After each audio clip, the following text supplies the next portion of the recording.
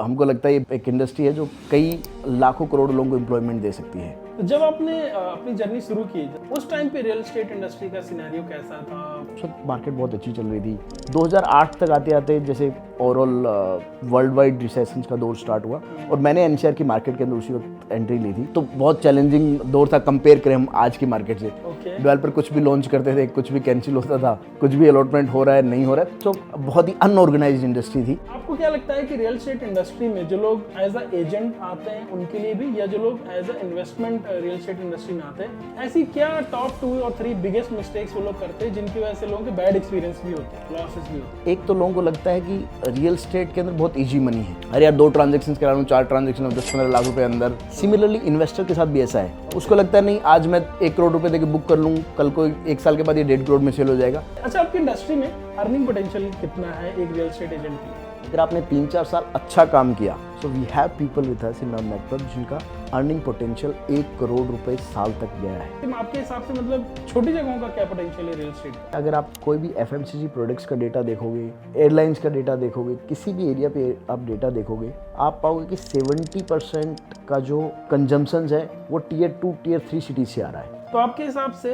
आज के टाइम पे इंडिया में रियल एस्टेट इंडस्ट्री की क्या सिचुएशन है? अगर आप बड़े लेवल पे देखेंगे तो अगले साल भर तक के लिए मार्केट थोड़ा सेगमेंट रहेगा एंड देन ग्रेजुअली फिर अप होना स्टार्ट। बट आने वाले 20 साल के अंदर बहुत बड़ा फ्यूचर है रियल एस्टेट, बिकॉज जिस लेवल पे इकोनॉमी जा रही है, जिस लेवल पे जॉब क्रिएशन बहुत ज़्यादा है। अभी आपके हिसाब से रियल एस्टेट में जो इन्वेस्टमेंट पर्पज से है, लोग कौन सी चीज़ों पे पैसा लगाना चाहते हैं ताकि वो इन्वेस्टमेंट उनको बेहतर ROI मिल सके? लैंड तो ऑलवेज नंबर वन। उसके अलावा और अल्टरनेट एरियाज हैं, जैसे रेंटल इनकम के लिए सर्विस अपार्टमेंट, स्टूडियो अपार्टमेंट्स लेते हैं। राइट लोकेशंस पे आप कमर्शियल प्रॉपर्टी लेते हैं जहां आपको लगता है यार इतना फुटफॉल्स एक्सपेक्टेड है या इतना चल रहा है और ये रीजंस है, वहां पे आप कमर्शियल में पैसा लगाइए। जैसे एक यंग ग्रेजुएट है, आज वो डिसाइड करता है कि मुझे रियल एस्टेट में करियर बिल्ड करना है, एक अगर आप उसे स्टेप बाय स्टेप प्लान बताना चाहो तो उसको कैसे इस जर्नी में आगे बढ़ना चाहिए? Welcome to yet another episode. आज हमारे साथ हैं रियल एस्टेट इंडस्ट्री के expert mister Anil Soni. Mister Anil के बारे में मैं आपको कुछ चीजें बता दूं। He has experience of almost 17 years. Last 12 year से ये अपनी कंपनी रन कर रहे हैं। He has paid more than 80 crores as a commission to real estate agents. He has done more than 4,000 home deals. They have more than 30 exclusive collaborations with developers where they are exactly working as a strategic partner. And they have more than 170 real estate agents who are working with them as a growth partner. So basically, I can tell you कि like he's a really very good expert in real estate industry. अपनी industry के champion है, बहुत अच्छा business knowledge है, बहुत अच्छी real estate industry की नॉलेज है। आज हम डिटेल में ये समझने वाले हैं कि कैसे इन्होंने अपने लिए जीरो से शुरू करके एक रियल एस्टेट एम्पायर खड़ा किया और कैसे आज ये हेल्प कर रहे हैं more than 1000 people he has already trained those real estate agents. So kaise he is also helping other developers and real estate agents to basically make a lot of money in real estate industry. So welcome Anil, welcome to this Thank you so much for such a wonderful introduction, Saurabh. It is really pleasure for me and for being here. Thank you so much. Great. So beginning से शुरू करते हैं कि आपकी journey कहाँ से start हुई, आपके स्टार्टिंग के डेज कैसे थे? ओके, तो स्टार्टिंग जर्नी आप कह सकते हैं कि मैंने जब अपनी एजुकेशन स्कूलिंग कंप्लीट की राजस्थान से, तो उसके बाद मैं बैंगलोर गया फॉर माय ग्रेजुएशंस। और वहाँ उस वक्त अर्बनाइजेशंस कह सकते हो आप, कुछ रियल एस्टेट डेवलपमेंट्स एरियाज के अंदर स्टार्ट हो रहा है जो आउटकट्स ऑफ बैंगलोर की मार्केट थी। तो हमने कुछ इवॉल्व किया कि यार क्या मार्केट है, क्या है। वहाँ से मैंने, बिकॉज वहाँ पे लोकल लैंग्वेज का मुझे नॉलेज नहीं था, तो मैं वहाँ पे होम लोन की इंडस्ट्री के अंदर एंट्री किया कि मैं लोन से के थ्रू रियल एस्टेट मार्केट को जानूं कि कैसे काम करता है। बिकॉज वहाँ पे रेंटल, हम लोग खुद रेंटेड प्रॉपर्टी के अंदर रह रहे थे, तो मैंने सोचा यार कैसे इस मार्केट को जान सकते हैं। रेंटल्स यहाँ बहुत अच्छे हैं, बिकॉज वहाँ पे क्या होता है कि आपको 11 महीने के रेंटल एडवांस देने होते हैं, फिर आपको रेंटल्स का पे होता है। तो वो भी एक ऐसा मॉडल था जो यहाँ पे नॉर्थ इंडिया के अंदर नहीं होता। और प्लस अलग वहाँ पे एक छोटे प्लॉट लेके आप स्ट्रक्चर बना सकते हो जिसमें आप 6, 7, 8 अपार्टमेंट्स की छोटी बिल्डिंग्स बन जाती। तो वो हमारे लिए बिल्कुल नया एक्सपीरियंस था कि अच्छी क्या। तो फिर वहाँ से मेरी, आप समझो, रियल एस्टेट जर्नी स्टार्ट हुई। उसके बाद दिल्ली आए, फिर गुड़गांव उसी तर्ज पे एक्सप्लोर हो रहा था। ओके तो ये जर्नी वैसे स्टार्ट हुई। यू कैन स्टे 2007-8 के आसपास की जर्नी है, जो रियल एस्टेट मार्केट जब क्रैश होने के बाद और स्टेबिलिटी की तरफ जा रहा था। दैट्स हाउ एनसीआर के अंदर रियल एस्टेट जर्नी तब स्टार्ट हुई मेरी।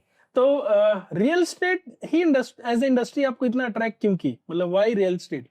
2-3 चीजें कह सकते हो। एक तो पर्सनल रीजन था कि मुझे पढ़ाई से कोई बहुत ज्यादा लगाव नहीं था, दो I am biotech student, but मुझे बायोटेक वाली जो चीज थी वो लोगों से मिलना जुलना अच्छा लगता था, नेटवर्क अच्छा लगता था, रैपर बिल्डिंग अच्छी लगती थी, और दैट्स मुझे लगता है कि ये मेरी स्ट्रेंथ एरिया है जहाँ पे मैं काम कर सकता हूँ, रेदर देन मैं कुछ ऐसे एरियाज पे काम करूँ जो मेरा स्ट्रेंथ एरिया नहीं है। शायद मुझे लाइफ लॉन्ग स्ट्रगल रहेगा उस चीज के अंदर। तो मैंने वो इंडस्ट्री छोड़ के आई स्टार्टेड दिस इंडस्ट्री। तो मुझे लगा कि, और इंडिया जिस लेवल पे प्रोग्रेस कर रहा था, और जो अर्बनाइजेशन का जो पेस है या हमारे देश की जो पॉपुलेशन है, उसने भी बहुत बड़ा रोल प्ले किया मेरे इस डिसीजन के अंदर कि मुझे, तो इसीलिए आप देखो 3 तेजी और 3 मंदी मैं इस इंडस्ट्री के अंदर देख चुका हूँ। तब भी मैं रियल एस्टेट इंडस्ट्री में, इट्स जस्ट बिकॉज कि हमको लगता है ये बहुत एक इंडस्ट्री है जो कई लाखों करोड़ लोगों को एम्प्लॉयमेंट दे सकती है। True true. तो जब आपने अपनी जर्नी शुरू की, जैसा आपने बोला 2008-9 के आसपास, उस टाइम पे रियल एस्टेट इंडस्ट्री का सिनेरियो कैसा था, मार्केट कैसी थी, यू नो? 2003-4 से, जैसे मैंने आपको बताया, जब हम लोग बैंगलोर में, तो उस वक्त मार्केट बहुत अच्छी चल रही थी, गुड़गांव में बहुत अच्छे लेवल पे पेस पे काम कर रहा था। 2008 तक आते आते जैसे ओवरऑल वर्ल्ड वाइड रिसेशन का दौर स्टार्ट हुआ, और मैंने एनसीआर की मार्केट के अंदर उसी वक्त एंट्री ली थी। तो मुझे लगता है कि मेरी पहली डील क्रैक होने में शायद 4-5 महीने का टाइम लग गया होगा, और जो डील्स हो भी रही थी वो भी ऐसा था कि पता नहीं कब कैंसिल हो जाए, क्योंकि प्राइजेस तो बढ़ नहीं रहे थे। जो लोग ले रहे थे उनको सिर्फ डेस्परेट डील्स या उस तरह की डील्स आप कह सकते हो, उस तरह की डील्स थी, और कोई रेगुलेशन नहीं था। जैसे अभी रेरा है, रियल एस्टेट रेगुलेशन एक्ट है, जो 2016-17 में इंडिया के अंदर आया, तो वैसा कुछ था नहीं।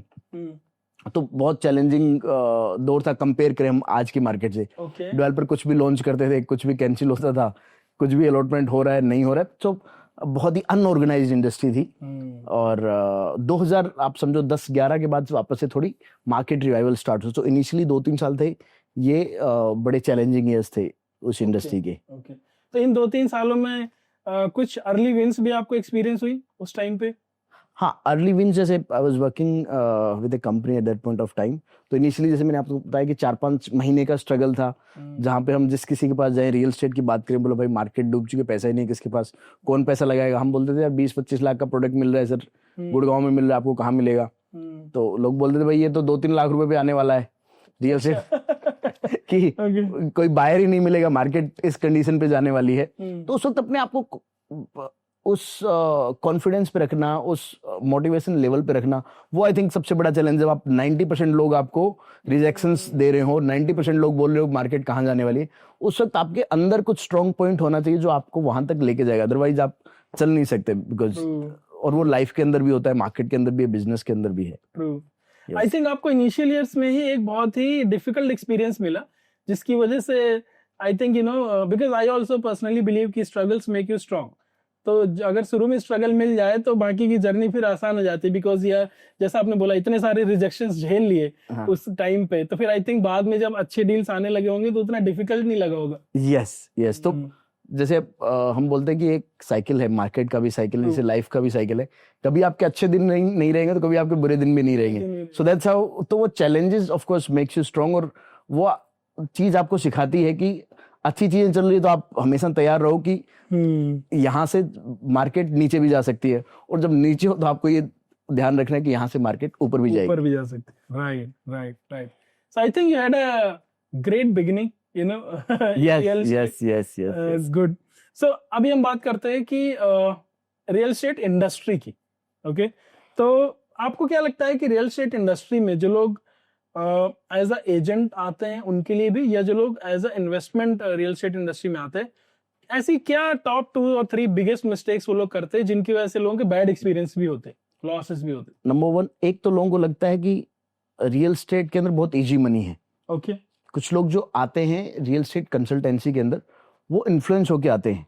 ओके, अरे यार 2 ट्रांजेक्शन करा लूं, 4 ट्रांजेक्शन 10-15 लाख रुपए अंदर, कुछ टेंशन नहीं, इनको क्या है। तो there is nothing called easy money. Similarly investor के साथ भी ऐसा है, उसको लगता है नहीं आज मैं 1 करोड़ रुपए देके बुक कर लूं, कल को 1 साल के बाद ये 1.5 करोड़ में सेल हो जाएगा। आपको यू नेवर नो, अगर आपकी एपेटाइट नहीं है उस लेवल की, आपको नहीं पता मार्केट कब रुकेगी, और वो आपका इतना बड़ा डिसीजन हो जाएगा कि आप उससे निकल ही नहीं पाओगे अगले 3-4-5 साल तक। तो यू नीड टू अंडरस्टैंड, इसलिए आपको राइट काइंड ऑफ एडवाइजर्स की जरूरत होती है जो आपको इस चीज को समझा सके। So I have seen 100 of people, हम इस तरह की एडवाइस देते हैं तो लोगों को लगता है कैसी बात कर रहे हैं भाई।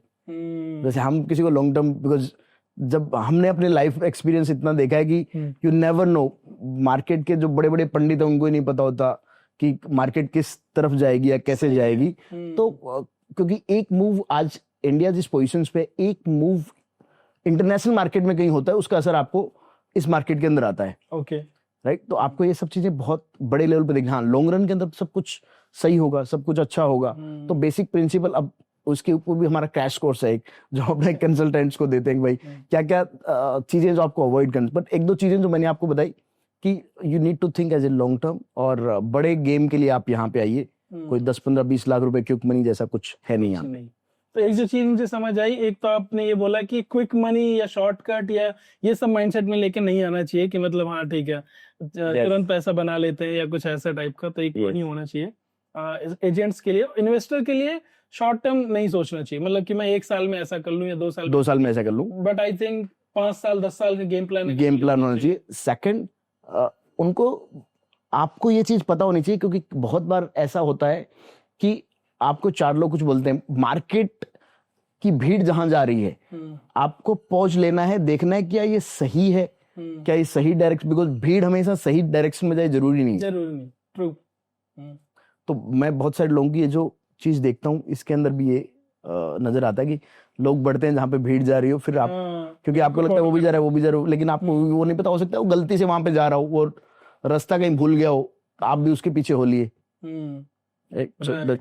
तो एक है कि रियल एस्टेट को एज ए शॉर्टकट नहीं देखना चाहिए, और दूसरा इन्वेस्टर को लॉन्ग टर्म देख के चलना चाहिए, तभी वो इसमें से अच्छे चीजें उठा सकते। ओके, तो जैसे आपने बोला भी बीच में कि मैंने 3 अप्स और 3 डाउन ऐसे इस मार्केट में देखे, तो ऐसी क्या क्वालिटीज रही या ऐसा क्या आपका जो है पर्सनल एक्सपीरियंस रहा जिसकी वजह से आप मतलब मार्केट में टिके भी रहे और आपने अल्टीमेटली ग्रो किया, तभी आप हैं मार्केट में? तो क्या ऐसी स्ट्रेटजीज या क्या ऐसा जो है प्रिंसिपल्स आपने यूज किए उस टाइम पे? स्ट्रेटजी तो इनिशियली डेज के अंदर, जैसे मैंने आपको बताया कि इनर मोटिवेशंस आप कह सकते हो, या जो वर्ल्ड मार्केट को देखने के बाद इंडिया किस स्टेज पे है और हम लोग कहाँ पे जा सकते हैं, एज एन कंट्री हम किस स्टेज पे जा रहे हैं, कहाँ जा सकते हैं, और क्यों ये इंडस्ट्री आने वाले टाइम में रेगुलेटेड होगी, क्यों यहाँ पे अच्छे प्लेयर्स आएंगे, ये सब चीजें मुझे इनिशियली टाइम पे लगा, और उसी के लिए ये जर्नी मैंने कंटिन्यू रखी। बिकॉज मेरे साथ के मैं कहूँगा शायद 90% लोग, वो जो फर्स्ट स्लो डाउन रिसेशन का मार्केट था, आज वो मार्केट के अंदर नहीं है। और अगर आप टिके रहोगे तो ही आपको फ्रूट मिलने वाले हैं। अगर आप ये सोचो कि मैं वापस मार्केट चलेगी मैं तब आ जाऊंगा, अब जाके मैं कोई और बिजनेस स्टार्ट कर लेता हूं, तो ऐसा नहीं होने वाला। मार्केट आपकी रिवॉर्ड उसी को करता है जो उसके बुरे टाइम पे वहां पे खड़ा हो। सही, राइट। सो आई थिंक वो थिंकिंग प्रोसेस हमेशा रहा। जैसे आज भी मार्केट बहुत अच्छी चल रही है पिछले 3-4 साल में। हम हर एक कंसल्टेंट, हर एक इन्वेस्टर, हर एक डेवलपर को आज भी यही बोलते हैं कि यू बी प्रिपेयर्ड। ये जो अच्छा दौर है ये हमेशा नहीं रहने वाला, ऐसा नहीं रहेगा। True, right. तो ये चीज भी जब भी हम किसी को ऐसा बोलते हैं उनको लगता है यार कैसे बात करें, but we say that we are optimistic कि मार्केट बहुत अच्छा है, बिकॉज जिस स्टेज पे हम हैं आने वाले 20 साल में कहाँ पे जाएंगे, और लॉन्ग रन बहुत अच्छा मार्केट है, बट शॉर्ट टर्म में ट्यूबुलेंस हो सकती है, तो be prepared for that. Be prepared for that, I think that is a very good advice जो आपने दी कि बी प्रिपेयर्ड। जब आपका अच्छा वक्त चल रहा हो तो बुरे वक्त की तैयारी आप करते रहो। Yes yes yes, that is going to come, I think beautiful. अच्छा, आपकी इंडस्ट्री में एवरेज अगर आप बोले अर्निंग पोटेंशियल कितना है एक रियल एस्टेट एजेंट के लिए? तो इस इंडस्ट्री के अंदर जैसे हमने कोचिंग प्रोग्राम्स और बाकी सब स्टार्ट किए, मैंने देखा कि जो आज का यूथ है वो अपनी डिग्रीज ले रहा है कुछ, लेकिन एम्प्लॉयबल नहीं है। 100% एग्री। तो हमने जाना कि यार कैसे कोई बंदा एम्प्लॉयबल नहीं होता, because I started my journey from a village. फिर मुझे लगा कि यार वहां पे इतने बच्चे हैं मेरे जैसे, मेरे एरियाज के अंदर कितने लोग होंगे, पूरे हिंदुस्तान में कितने लोग होंगे, और इस मार्केट की पोटेंशियल कितनी है। हम रोज एड निकालते हैं, हमको अच्छे एम्प्लॉयबल यूथ नहीं मिल पाता। और जबकि इतनी डिमांड है इस इंडस्ट्री, मुझे लगता है कि जैसे सपोज करो, मैं एक एग्जांपल देता हूँ कि किसी को अगर 1 करोड़ रुपए मैन्युफैक्चरिंग इंडस्ट्री के अंदर कमाना है साल के अंदर, तो उसको 35-40 करोड़ रुपए तो उसकी इंडस्ट्री के अंदर लगाना पड़ेगा। उसकी इंडस्ट्री जिसमें लैंड होगा, मशीनरीज होगी, बाकी सब होंगे, उसको 30-40 लोगों का स्टाफ रखना पड़ेगा, ये सब करना पड़ेगा, और इतना रॉ मटेरियल लेना पड़ेगा, तब जाके उसका एनुअल प्रॉफिटेबल मार्जिन आएगा 1 करोड़ रुपए, राइट? 15-20% के हिसाब से आएगा।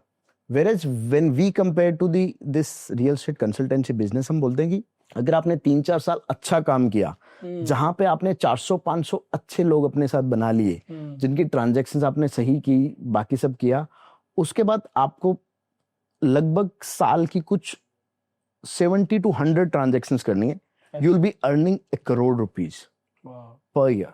Profit. That's the profit. That's the game of this market. अगर आप इस तरीके से चल सकते हैं तो. So we have people with us in our network जिनका अर्निंग पोटेंशियल 1 करोड़ रुपए साल तक गया है, just doing few deals with us. So ये ट्रांजैक्शंस पॉसिबल है, और ये मुझे लगता है और भी इंडस्ट्री के अंदर होगा, बट चुनिंदा 4-5 इंडस्ट्री में बोल सकता हूँ जहां पे अगर आपने स्मार्टली काम किया और आपको बहुत ज्यादा इन्वेस्ट नहीं करना इन terms of the raw material, office spaces, बाकी सब चीजों पे, और बहुत अमेजिंग लेवल का आप पैसा बना सकते हो यहाँ पे। वाह। तो आपने बोला कि अगर एक सही इंटेंशन के साथ और सही माइंडसेट के साथ काम किया जाए तो आई थिंक 3 to 5 years में 1 crore per year प्रॉफिट का बिजनेस आराम से ईयर ऑन ईयर, हाँ exactly, like recurring business per year 1 crore per year का बिजनेस आप कर सकते हो, right? I think it's a good money, right? It's damn good money, but people don't. मैंने आपको बताया ना, अब जब हम किसी को बोलते हैं you can earn 1 crore rupees, लोग एक्सपेक्ट करते हैं नहीं आज ही मेरे को बताना स्टार्ट किया अनिल ने तो अगले 6 महीने में इतना आ जाऊं, या 1 साल में मुझे इतना आ जाना चाहिए, ये तो नहीं आ रहा। हम कहते भाई ऐसे ही, अगर ऐसे ही आ रहा होता तो कोई भी अर्न कर लेता।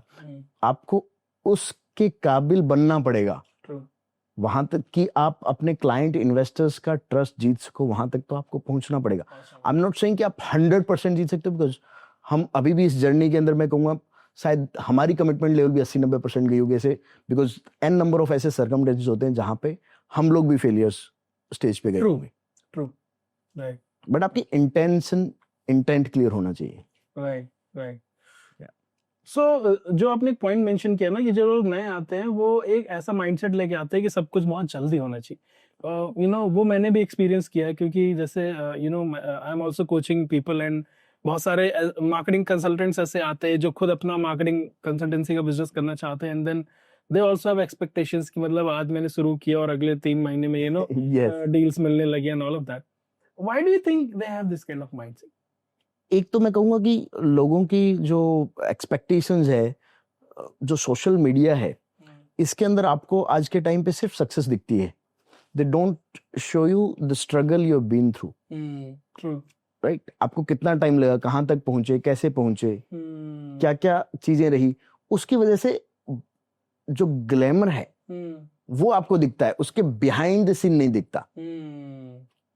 सो जब हम किसी को भी ये कम्युनिकेट करते हैं, वी टेल देम कि भाई ये इतना टाइम ऐसे लगता है, that's how you reach there. उसके बिना कोई शॉर्टकट है ही नहीं। और मुझे ऐसा नहीं कि शॉर्टकट नहीं है, आई हैव सीन पीपल जिन्होंने शॉर्टकट से कहीं जिस स्टेज पे पहुंचे लेकिन वो सस्टेन नहीं कर पाए, क्योंकि एक टर्बुलेंस आएगा, you will be down. True. Again that is the same reason जो आपने मेंशन किया कि सोशल मीडिया पे जो है सक्सेस एक अलग तरीके से दिखाई जाती है, और हमारा जो यूथ है वो उसको देख के उसको भी ऐसे ही लगता है सब कुछ इजी है, आसान है। कोई बोलता है मैंने 3 महीने में 1 करोड़ कमाए, कोई बोलता है मैंने 1 महीने में बिटकॉइन से ऐसे कमा लिया, किसी ने ऐसे कर लिया, किसी ने ऐसे कर लिया। एंड मतलब that was one of the main reason जब मैंने डिसाइड किया कि यार पॉडकास्ट करते हैं, और जो रियल लोग हैं जिन्होंने रियल में जिंदगी में मेहनत करके आगे बढ़े हैं, पैसा कमाए, अपने आप को स्टेबल पोजीशन पे लेके गए हैं, उनकी रियल जर्नी को शेयर किया जाए तो बहुत अमेजिंग। बिल्कुल, I think that's how this concept was there in my mind की। And one more thing, what I wanted to share कि जनरली अभी क्या होता है, मतलब जो मेन स्ट्रीम मीडिया में जो सेलिब्रेट होता है, जो हमारे कोच राजीव भी कहते हैं कि लाइक जो बहुत बड़ी सक्सेस स्टोरीज होती है ज्यादातर उन्हीं की बात होती है। इन्हीं की बात होती है। इतने 1000 करोड़ का उसने कोई स्टार्टअप किया, 10,000 करोड़, 20,000 करोड़, अच्छा उसके पीछे की सच्चाई भी नहीं बताते, वो एक अलग मैटर है। अगर आप डिटेल में जाओ कि बिजनेस की मतलब रेवेन्यू कितना किया वो इतना मैटर नहीं करता, मैटर ये करता प्रॉफिट कितना। जैसे आपने वो मैन्युफैक्चरिंग वाला एग्जांपल दिया है कि 40 करोड़ रुपए लगाने के बाद आप वो 1 करोड़ रुपए कमा सकते हो, और कंसल्टेंसी में आप जो है without that investment also you can make. So point ये है कि वो स्टार्टअप कल्चर में भी रेवेन्यू की बात करते हैं, प्रॉफिट्स की बात नहीं करते। और कहीं ना कहीं मैंने ऑब्जर्व किया कि बहुत सारे ऐसे बिजनेसेस हैं और बहुत सारे ऐसे सक्सेसफुल लोग हैं जिन्होंने ऐसे बिजनेस बिल्ड किए बूटस्ट्रैप, जो अपने दम पे ग्रो करके और एक अच्छा पैसा कमा रहे प्रॉफिट्स के साथ। तो ऐसा नहीं है कि सिर्फ दिखाने के लिए यस घर ले जाते हैं अच्छा पैसा, अच्छा घर लिया है, गाड़ी ली, अच्छी फैमिली, अच्छी तरीके से पैसे को अपने एंजॉय कर पा रहे हैं। I think that was also one of the reason कि हम ऐसी मिड लेवल की सक्सेस स्टोरीज जैसे आप हो या और भी जिनको मैं लेके आता हूँ, तो द गोल इज कि वो मिड लेवल की सक्सेस स्टोरीज जो है ऑडियंस यूथ तक जाए, उसको रियलिटी पता चले कि देखो हवा में कुछ नहीं होता है, मेहनत करेंगे तो सब कुछ होता है, मेहनत करके लोग यहाँ तक पहुंच रहे हैं। और आप इस तरीके से कैसे जो है और एंटरप्रेन्योरशिप जो है ज्यादा उसकी तरफ अट्रैक्ट हो, क्योंकि वो भी एक मैटर है। आपको याद होगा जैसे आपने बोला कि हमारा यूथ एम्प्लॉयबल नहीं है, बट आप देखो कि सबसे ज्यादा डिबेट इसी चीज पे होती है, अनएम्प्लॉयमेंट के ऊपर, कि हमारे देश में इतना अनएम्प्लॉयमेंट है। जब भी पॉलिटिकल डिबेट होगी तो इस पे बहुत ज्यादा बहस होती है। और मुझे लगता है ये बिल्कुल उल्टा है कि हमारे जो जितने भी बिजनेस ओनर से मिलता हूँ वो कहते हैं यार मेरे पास कैंडिडेट ही नहीं, अच्छे कैंडिडेट ही नहीं है। एचआर की प्रोफाइल आप खोल दो, एचआर के लोग कार्ड लेने इतना भागते हैं, भाई मुझे कैंडिडेट चाहिए, मुझे कैंडिडेट चाहिए। So that's the game. Exactly कि हमारे पास अनएम्प्लॉयड लोग तो बहुत हैं, लेकिन उनमें स्किल्स नहीं है, सही माइंडसेट नहीं है, सही नॉलेज नहीं है, आज के टाइम के लिए वो प्रिपेयर्ड नहीं है, और जिसकी वजह से मार्केट में उन्हें जॉब्स नहीं मिल रहे। तो वो भी एक रीजन है कि लोग जॉब को ना देख के एंटरप्रेन्योरशिप को जो है ज्यादा अडॉप्ट करें। बिजनेस ओनर से, आपसे इंस्पायर हो, आप जैसे लोग जो आते हैं पॉडकास्ट में उनसे इंस्पायर हो, और जो है ये उनको भरोसा हो कि यार इस पे भी चल के अच्छा खासा पैसा कमाया जा सकता है। Job is not the only thing कि जिसके पीछे हमें भागने की जरूरत। एग्जैक्टली, बट उसके लिए लर्न करना पड़ेगा, you need to learn. Obviously and I think कुछ वो यहाँ से सीखेंगे, उसके बाद वो हमारे आपके और बहुत सारे ऐसे ट्रेनर्स है, कोचेस हैं जो जेन्युइनली सिखाना चाहते हैं, उनके प्रोग्राम्स में जाए, सीखे। रियल वर्ल्ड स्किल्स को बेसिकली उनको सीखना पड़ेगा, वो एक बहुत इंपॉर्टेंट चीज है। मैं तो बहुत सारे यूथ को ऐसे भी कहता हूँ, जैसे मेरा नीस है, मैं उसको भी कहता हूँ भाई कहीं पे भी किसी इंडस्ट्री के अंदर जाके वर्क फॉर फ्री। ट्रू।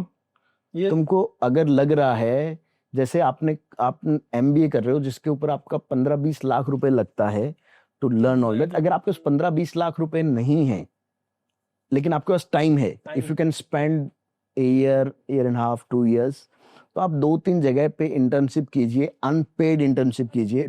आपका पीजी में कहीं रहने का पैसा लगेगा 7-8-10 हजार रुपए के आसपास पर, जिसका कॉस्ट लगभग 2 से 3 लाख रुपए आएगा। वो आपको 100% 3 to 4x रिटर्न देगा कंपेयर टू MBA। 100%। बट लेकिन उसके अंदर स्ट्रगल है, ग्लैमर नहीं है, गॉसिप नहीं है, मूवीज डालना नहीं है, पार्टीज करना नहीं है, गॉसिप नहीं है, कैंपस में बैठना नहीं है, तो यूथ को पसंद नहीं आता। हम कुछ ऐसे आइडियाज देते हैं तो जो उसको अमल करता है, जो उसको अमल करता है बहुत नेक्स्ट लेवल पे जाता है। 100%। और वही बात वापस आ जाती है कि लोगों को इस चीज पे डिबेट करने में और बहस करने में मजा आता है कि अनएम्प्लॉयमेंट है, जॉब नहीं मिल रही है, ये वो, बट वो खुद से वो पेन नहीं लेना चाहते, वो स्ट्रगल नहीं करना चाहते, वो एक्शन नहीं लेना चाहते ताकि वो उस प्रॉब्लम को सॉल्व कर सके।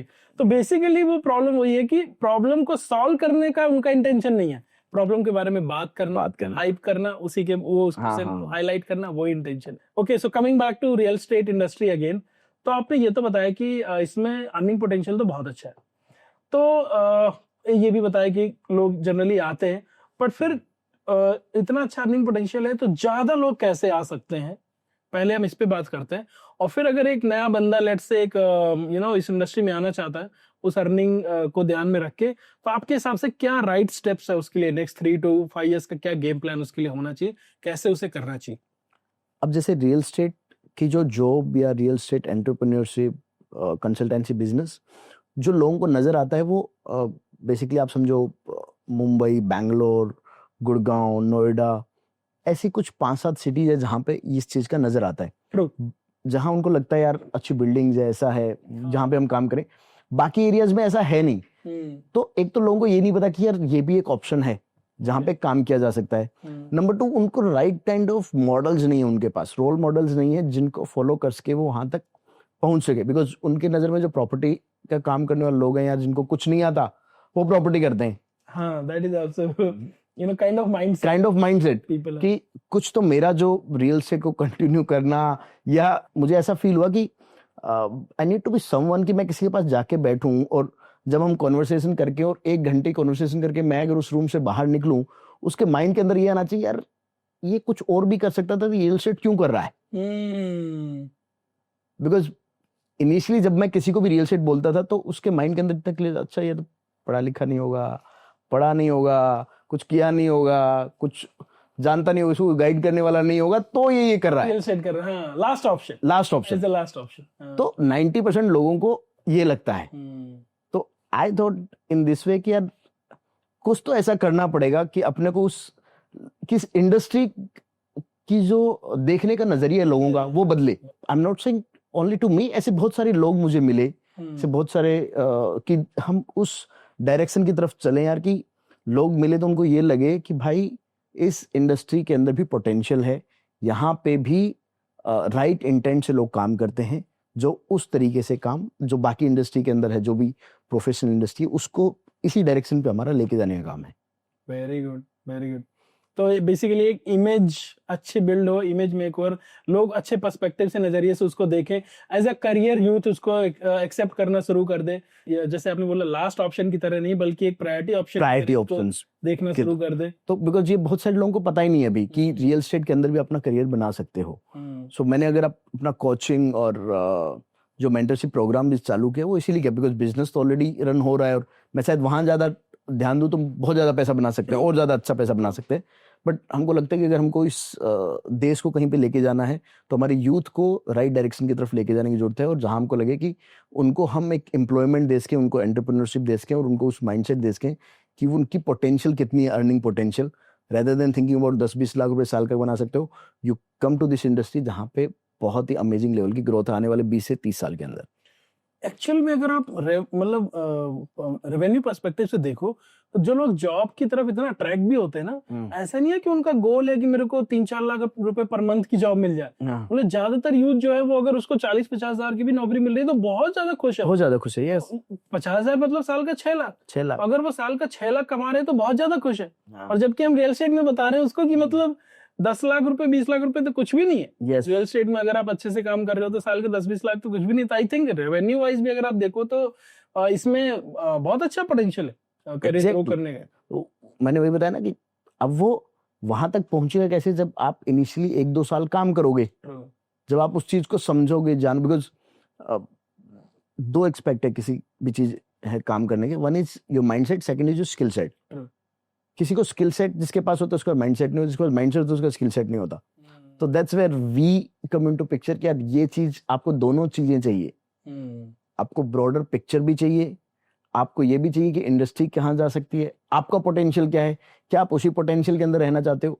बिकॉज सोसाइटी हमको वही सिखाती है। आज एंटरप्रेन्योरशिप इंडिया के अंदर 1% भी नहीं है, बहुत कम है, मतलब उससे पॉइंट्स पे होगा। बिल्कुल। तो आपके आसपास एग्जाम्पल ही नहीं है तो क्या कैसे करोगे आप।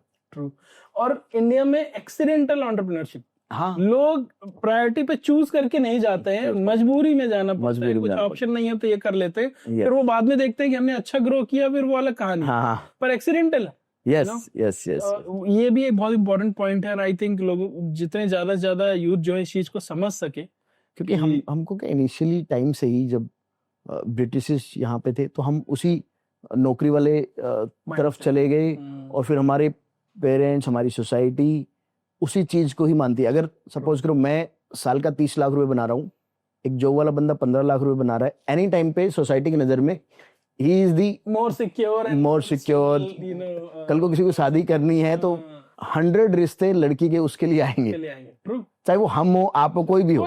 दैट्स हाउ हमारी जो सोसाइटी की थिंकिंग जो है, ब्रेन वायर्ड है, वो ऐसा है हमारा। राइट। आई थिंक एक जो रीजन है जो आपने बहुत ब्यूटीफुली मेंशन किया कि एक तो वो जो स्लेवरी वाला पीरियड था जिसकी वजह से बिकॉज इंडिया मतलब ब्रिटिशर्स का 200 साल और उसके पहले का मुगल्स का भी आप देखोगे तो कहीं ना Yes. कहीं वो एक स्लेवरी का माइंडसेट डीप डीप डेवलप हो गया है। डेवलप हो गया ये। और एक चीज ब्रिटिशर्स जब 1947 में जब गए तो उसके बाद उन्होंने कंट्री को लाइक इकोनॉमिकली बहुत वीक करके छोड़ा था, मतलब एक पूरा ही लूट लिया था, पूरा लोग कुछ खास था नहीं। हाँ तो जो नेक्स्ट 30-40 ईयर था वो सर्वाइवल के लिए बहुत डिफिकल्ट, बहुत difficult। ये भी है। यस तो उस टाइम पे तो एंटरप्रेन्योरशिप का कोई सोचता भी नहीं था, लोगों की बस इतनी उम्मीद थी किसी तरह से हम इतना कमा लें कि हम जिंदा रह लें और हम बच्चे पाल लें। राइट वो भी एक रीजन था जिसकी वजह से जो हमसे पहले की जनरेशन है उसके लिए सर्वाइवल ही था main game. Yes yes yes लेकिन क्या है कि आई थिंक 1990 या 1995 के बाद का जो दौर है वहां से ये है कि survival things are taken care of.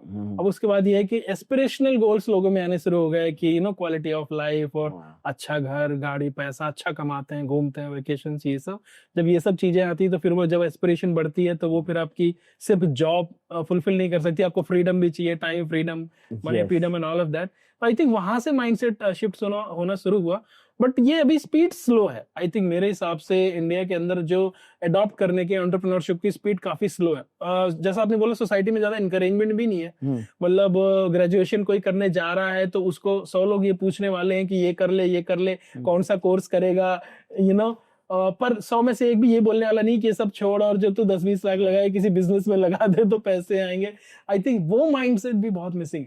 कुछ जगह पे ये ज्यादा भी, ऐसा नहीं कि नहीं है, अब सेम कि कहीं कहीं पे ये बहुत ज्यादा है, लोग तुरंत से स्टार्ट कर देते हैं। मतलब एरिया वाइज आप कह रहे हैं? एरिया मतलब कुछ एरियाज हैं जहाँ पे लोग बिना एक्सपीरियंस के भी स्टार्ट कर देते हैं, वो भी इसलिए वो एक्सपीरियंस लोगों का गलत होता है, उसकी वजह से उनके रिजल्ट अच्छे नहीं आते, और वो फिर बैड इंपैक्ट डालता है लोगों के ऊपर, जिसकी वजह से वो स्टार्ट नहीं, अगेन परसेप्शन खराब है। राइट। तो ये भी एक एंगल है कि लोग जो है अनप्रिपेयर्ड होके चले जाते हैं, then they get losses. Yes right. और उसमें भी अगर आप देखोगे तो वो क्विक मनी वाला जो चीज है ना, वो आप ज्यादा पाओगे। कमिंग बैक टू दिस, वो क्विक मनी जो लोगों को लगता है नहीं यार ये क्यों करना, मेरे पास 10 लाख रुपए हैं, मैं इसका ये कर देता हूँ, ऐसा हो जाएगा। मैंने इनिशियली जब मैंने अपना बिजनेस स्टार्ट किया and then when we started struggling, तो मैंने एक बुक के अंदर पढ़ा था कि जितना आपने सोचा है इतने पैसे में ये काम हो जाएगा, ऑलमोस्ट उससे 3 से 4 गुना ज्यादा पैसा लगेगा। जितना आपने सोचा इतने टाइम में ये काम हो जाएगा, उससे ऑलमोस्ट 5 गुना ज्यादा टाइम लगेगा। Wow, that is so true. That is so true. Yes. जैसे अगर हमने बोला कि ये यार 100 पॉडकास्ट में काम हो जाएगा, हाइपोथेटिकली आपने कोई फिगर लिया, हो सकता है वो काम 500 पॉडकास्ट के अंदर, पॉडकास्ट करने के बाद। True. So the real question है, आर यू रेडी? यस। वहां पे लोग दम तोड़ देते हैं। अच्छा, आपने पर्सनल सक्सेस, मतलब नॉर्मली अगर हम देखें कि सक्सेस का मतलब कि हाँ ठीक है एक रेगुलर डिसेंट इनकम आ रही है, आपने एक घर प्लान कर लिया है, गाड़ी, और आपके पास अभी इतनी रेगुलर इनकम है, आप अपनी फैमिली को अच्छे से देख सकते हो, कुछ आपने इन्वेस्टमेंट्स कर दी, एक सक्सेस की जो एक एवरेज डेफिनेशन है से, वो आपने कब अचीव की? कब आपको लगा कि नहीं यार अभी इतना हमने कर लिया? तो आप जैसे मैंने आपको बताया ना कि हमारा जो बिजनेस है ये पूरा मार्केट ड्रिवन बिजनेस है। True. जब हम बोलते हैं कि आपको पैसा लगाओ, ये राइट टाइम है, बहुत डाउन टाइम है, तो लोग पैसा लगाएंगे नहीं। जब बोलते हैं भाई थोड़ा अलर्ट रहो, लोग सामने से बोल के पैसा लगाएंगे। So what we have seen is कि हमने 3 तेजी के दौर, 3 मंदी के दौर देखे, तो जो सर्वाइवल स्टेज है व्हेन वो बड़ी वैसी रही कि आज इस 2 साल के अंदर में बहुत अच्छा किया, पता चला अगला 1 साल काम ही नहीं है। अच्छा, ओके। बिकॉज हम किसी को बता रहे हैं तो लोग रेडी नहीं है, कभी गवर्नमेंट की कुछ पॉलिसी चेंज हो रही है, कभी कुछ, तो यू कैन से but the real wealth building or the real building started when I started investing in personal development, the time and the money. Okay. कि मुझे because when I've seen कि नहीं यार बिजनेस एक बार चलता है फिर रुकता है, फिर चलता है फिर रुकता है, ये तो साइकिल हो गया, इस तरीके से तो आप लाइफ में नहीं चल सकते। यू नीड समथिंग, कुछ तो आपको नहीं पता है जो आपको जानने की जरूरत है। तो वहां से मेरी लर्निंग जर्नी स्टार्ट हुई। Then I get into some coaching programs, मुझे कुछ मेंटर्स मिले, और वो जर्नी अभी भी कंटिन्यू है। I invest more than 10-15% of my time, money into my business learning, personal learning, personality learning, all those things. So वहाँ से ये जर्नी स्टार्ट हुई एंड दैट्स कंटिन्यू. और अभी मैं 15 दिन पहले कुछ मेरी कबर्ड्स के अंदर मैं कुछ देख रहा था, तो मुझे अपने पुरानी एक सैलरी स्लिप मिली जिसके अंदर लिखा हुआ था 6,000 रुपए salary. When I started my journey in NCR I was earning 6,000 rupees. तो मेरी सैलरी स्लिप थी. तो मुझे लगता है कि जब हम 6,000 रुपीज अर्न कर रहे थे, मेरे लिए वो उस वक्त भी सक्सेस थी. I was paying my room rent, खाना भी था, घूम भी आते थे, सब कुछ था. बट जब आप, क्योंकि उस वक्त हम 3,000 रुपए मंथली की जर्नी से मैं 6,000 पे आया था. जब मैं पढ़ रहा था 3,000 4,000 रुपए के आसपास मिलता था. अगर वहां से कुछ ज्यादा मिल रहा है और अपने आप मिल रहा है, आपको मांगने नहीं पड़ रहे पेरेंट्स से, तो you feel more, it's a success, you feel more empowered. तो सिमिलरली फिर आप 6,000 पे आते हो, फिर 60,000 पे आते हो, फिर 6 लाख पे आते हो. तो आपका कंटिन्यू जो सक्सेस का मंत्रा है वो अब क्योंकि आप उसी स्टेज पे रहते हो, आपके एस्पिरेशंस और हाई हो जाते हैं. आपको लगता नहीं यार सक्सेस के लिए तो अब आपको और नेक्स्ट स्टेप चाहिए. अब तो ये यस नहीं यार, अभी तो हम एक ही सेंटर पे हूँ, मुझे यहाँ होना चाहिए. अभी मैं नॉर्थ रीजन पे काम कर रहा हूँ, मुझे ये भी जाना. तो I think as an human beings अगर आप कंटिन्यू इवॉल्व होते हो और कंटिन्यू आप एस्पिरेशंस आपकी बढ़ती जाती है, और वही मुझे लगता है आपको जिंदा रखती है. True true absolutely. जैसे आपने मेंशन किया है ना पर्सनल डेवलपमेंट वाला फेज की, जो रियल ग्रोथ आपकी बिजनेस में आई वो तब आई जब आपने टाइम, मनी एंड एनर्जी जो है पर्सनल डेवलपमेंट, कोचिंग, मेंटर्स, इन सब पे डालना शुरू किया. उस फेज के बारे में थोड़ा सा और बताइए. मतलब किस तरीके की स्किल्स आपने सीखी उस दौरान, मेजर चेंजेस जो आपने एक्सपीरियंस किए अपने अंदर वो क्या थे, कोई मेंटर जिनका आप नाम भी लेना चाहते हो, उनसे आपने क्या स्पेसिफिक चीजें सीखी, कैसे आपको ग्रोथ मिली? ओके, तो like I started my business in 2013. 2013 से 2019 तक का जो फेज था, इन एंड आउट का था. कुछ मार्केट चली तो आप चल गए, फिर बैठ गए. देन आई सीन कि I need to learn something about the business, about myself, कि क्या क्या गैप के एरियाज है जिस पे काम. बिकॉज जब आप जॉब पे होते हो आपको सिखाने वाले बहुत लोग होते हैं. ट्रू. बिकॉज वो आपके ऊपर की हायरार्की से आता है, कि बिकॉज उन्होंने कुछ सीखा होगा, that's how they are doing it. फिर उनके सीईओ तक जाता है, वीपी करता है, जीएम करता है, तो एग्जीक्यूटिव लेवल तक आते आते बहुत डिफाइंड वर्जन आता है, यार ऐसे ऐसे करना है, ये करना है. और आपकी रिपोर्टिंग बहुत स्ट्रांग होती है, और उस वक्त आपको मेंटली स्ट्रांग होने की भी जरूरत नहीं है. बट जब अगर आप अपने बिजनेस में होते हो तो आपको मेंटली भी बहुत स्ट्रांग होने की जरूरत होती है, जो मोस्टली लोग नहीं हो पाते. रिजेक्शन झेलने के लिए आपको रेडी रहना होता है, जिसके लिए आप रेडी नहीं हो पाते. राइट. सो और ये चीज आप किसी से भी डिस्कस नहीं करते, बिकॉज हमारी एंटरप्रेन्योरशिप इज समथिंग जो आपकी पूरे खानदान के अंदर 2-4 लोग हों जो जानते हो, तो आप डिस्कस भी किससे करो. तो then that's how we started learning कि यार मुझे कोई मेंटर्स चाहिए, I need to be in there. तो आप समझो फिर कोविड जब आया, व्हेन सब कुछ सेट हो गया, बिजनेस है नहीं, सो that's how I started getting into the mentorship. तो उस वक्त आप कह सकते हैं इंडिया के बहुत रिनाउंड बिजनेस कोच है Rajiv Talreja. So and then another organization called success Gyan, जो पर्सनल डेवलपमेंट के ऊपर काम करती है. तो Suren J is one of my mentors. Then Blair Singer is the mentor, Rajiv Talreja.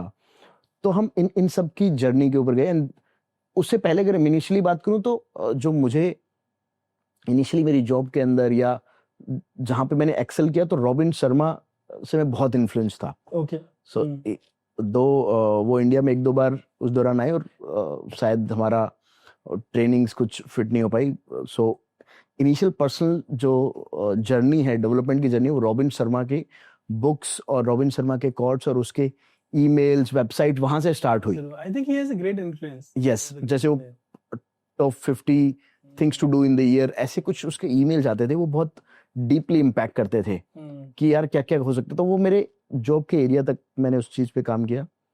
अब मेरे जहाँ पे मैं जॉब कर रहा था वहाँ पे मेरे बहुत अच्छे मेंटर्स रहे, जिन्होंने उस वहाँ तक मुझे पहुँचाया. Mister Apurva Shah, mister Prashant Kakkar, Jignesh Desai, Neeraj Chouksey sir, Jignesh sir, जिगेश sir. So these are the people, Misba मकसबूसा.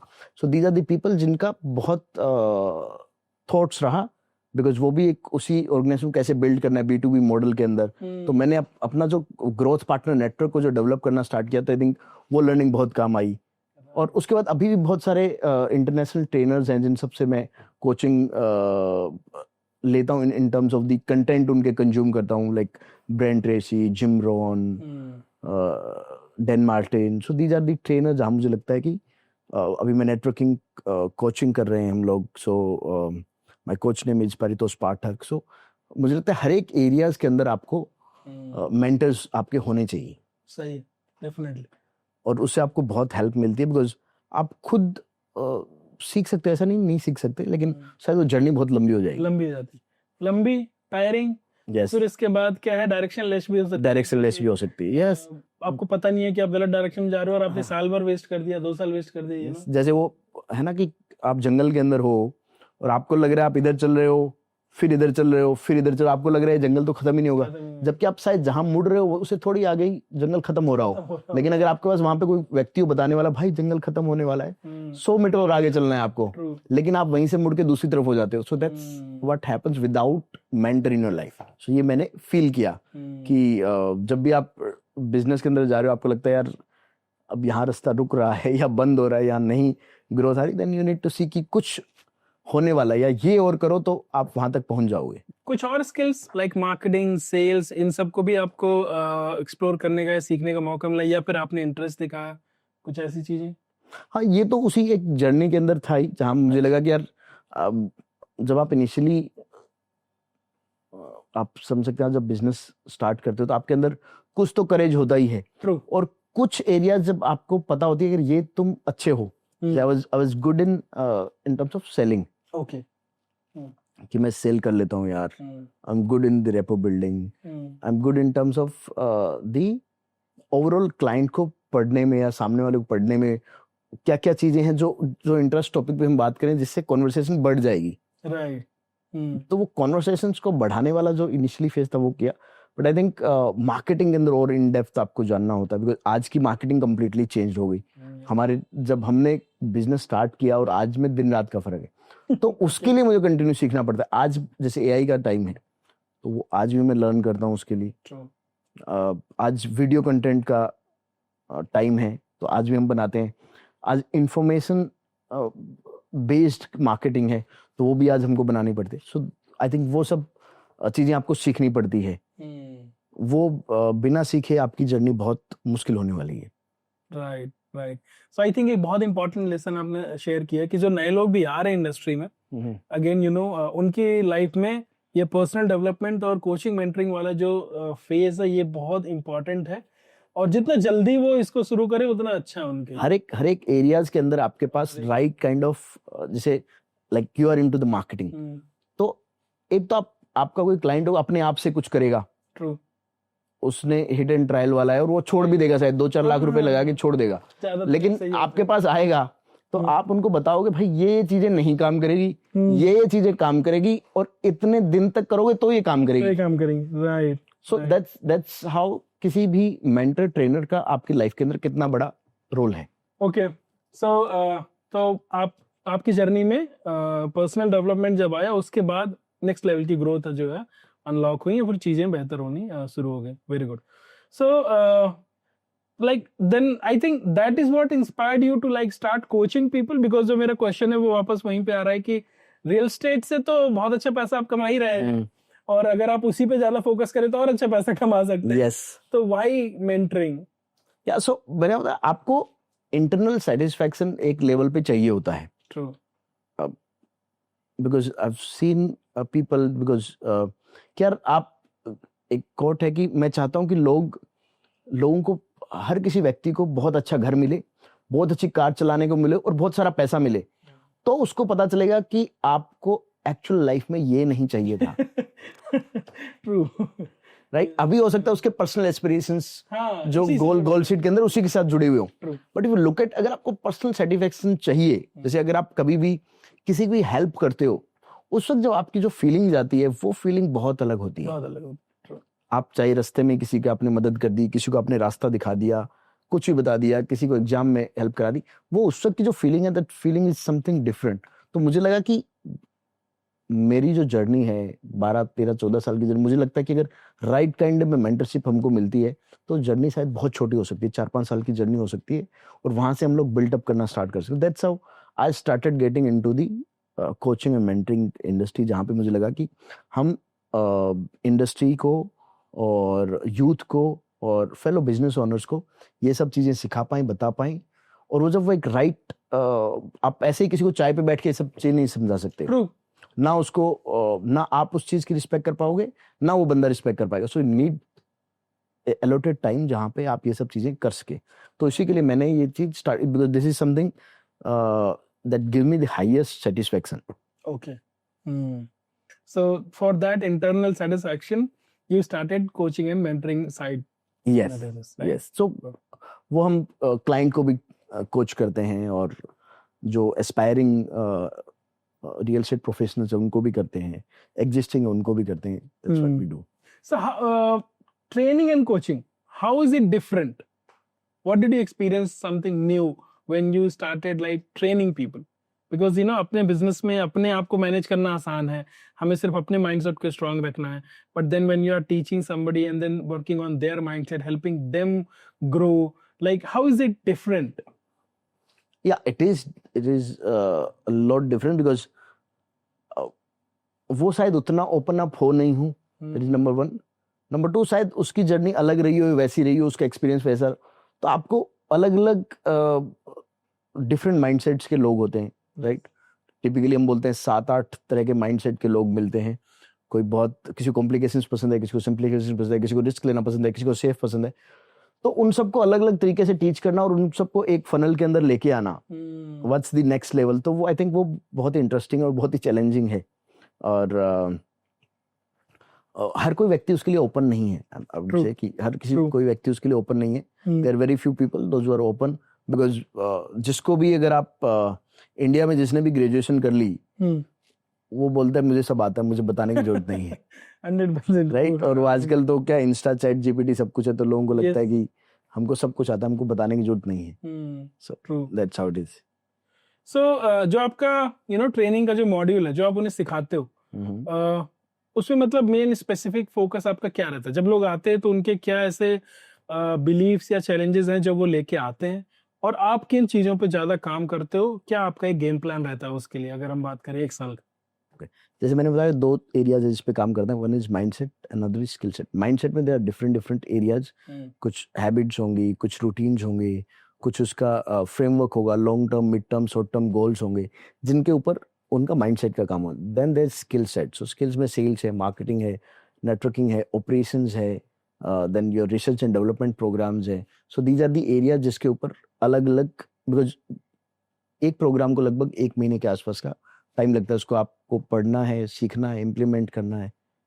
सो दैट्स, जैसे मैंने अपनी कोचिंग शायद हम कंटिन्यू 5 साल से कर रहा हूँ मैं, और डेली मैं भी नई चीज सीखता हूँ. या बिकॉज ऐसा नहीं है कि हमारा माइंड सब चीजें नहीं पकड़ पाता. ट्रू. हमने 4 साल पहले मैंने कुछ पढ़ा होता है, मैं उसको रिपीट करता हूँ, तब एक नया एंगल खुलता है उसका. राइट.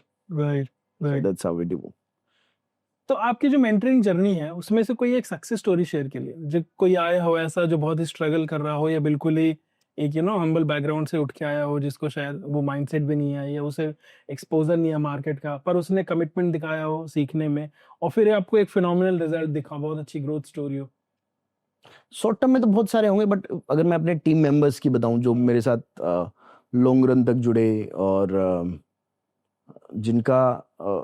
जिनकी जर्नी आप समझो बेसिक से स्टार्ट हुई. राइट. जब मुझे लगा कि यार, जैसे मैंने आपको why this is closer to me, because I have seen people जिनका रियल ट्रांसफॉर्मेशन उनकी लाइफ का हम कैसे कर सकते हैं इस बिजनेस के थ्रू, या राइट काइंड ऑफ एनवायरनमेंट के थ्रू. तो हमारे पास लोग आए जो कुछ लोग टिपिकली, जैसे मैंने बताया ना, रियल एस्टेट लोगों को आखिरी एक वो लगता है, या ये भी कहेंगे कि ऊपर वाले ने शायद हमको उसके लिए देखे, या तो हम आखिरी रास्ता थे उनके लिए. सही है कि भाई जिनको, जो अपने पर्सनल लाइफ के अंदर स्ट्रगल, कोई गवर्नमेंट जॉब की तैयारी कर रहा था, कोई इंजीनियरिंग कर रहा था, या किसी को गवर्नमेंट जॉब फिर मिली नहीं, या घर वालों ने फिर बोला भाई तेरे को कुछ करना है तो देख. तो कहीं ना कहीं किसी रेफरेंस से, कहीं डायरेक्टली ऑनलाइन, ऐसे कुछ तरीके से फनल में हमारे पास इनिशियली आए. तो कुछ लोग थे जो शायद बस से ट्रैवल करते थे, कुछ लोग थे जो बाइक से ट्रैवल करते थे, कुछ लोग थे जिनको रियल एस्टेट का आर भी नहीं पता था. तो हमने उनकी उस लेवल की जर्नी स्टार्ट की.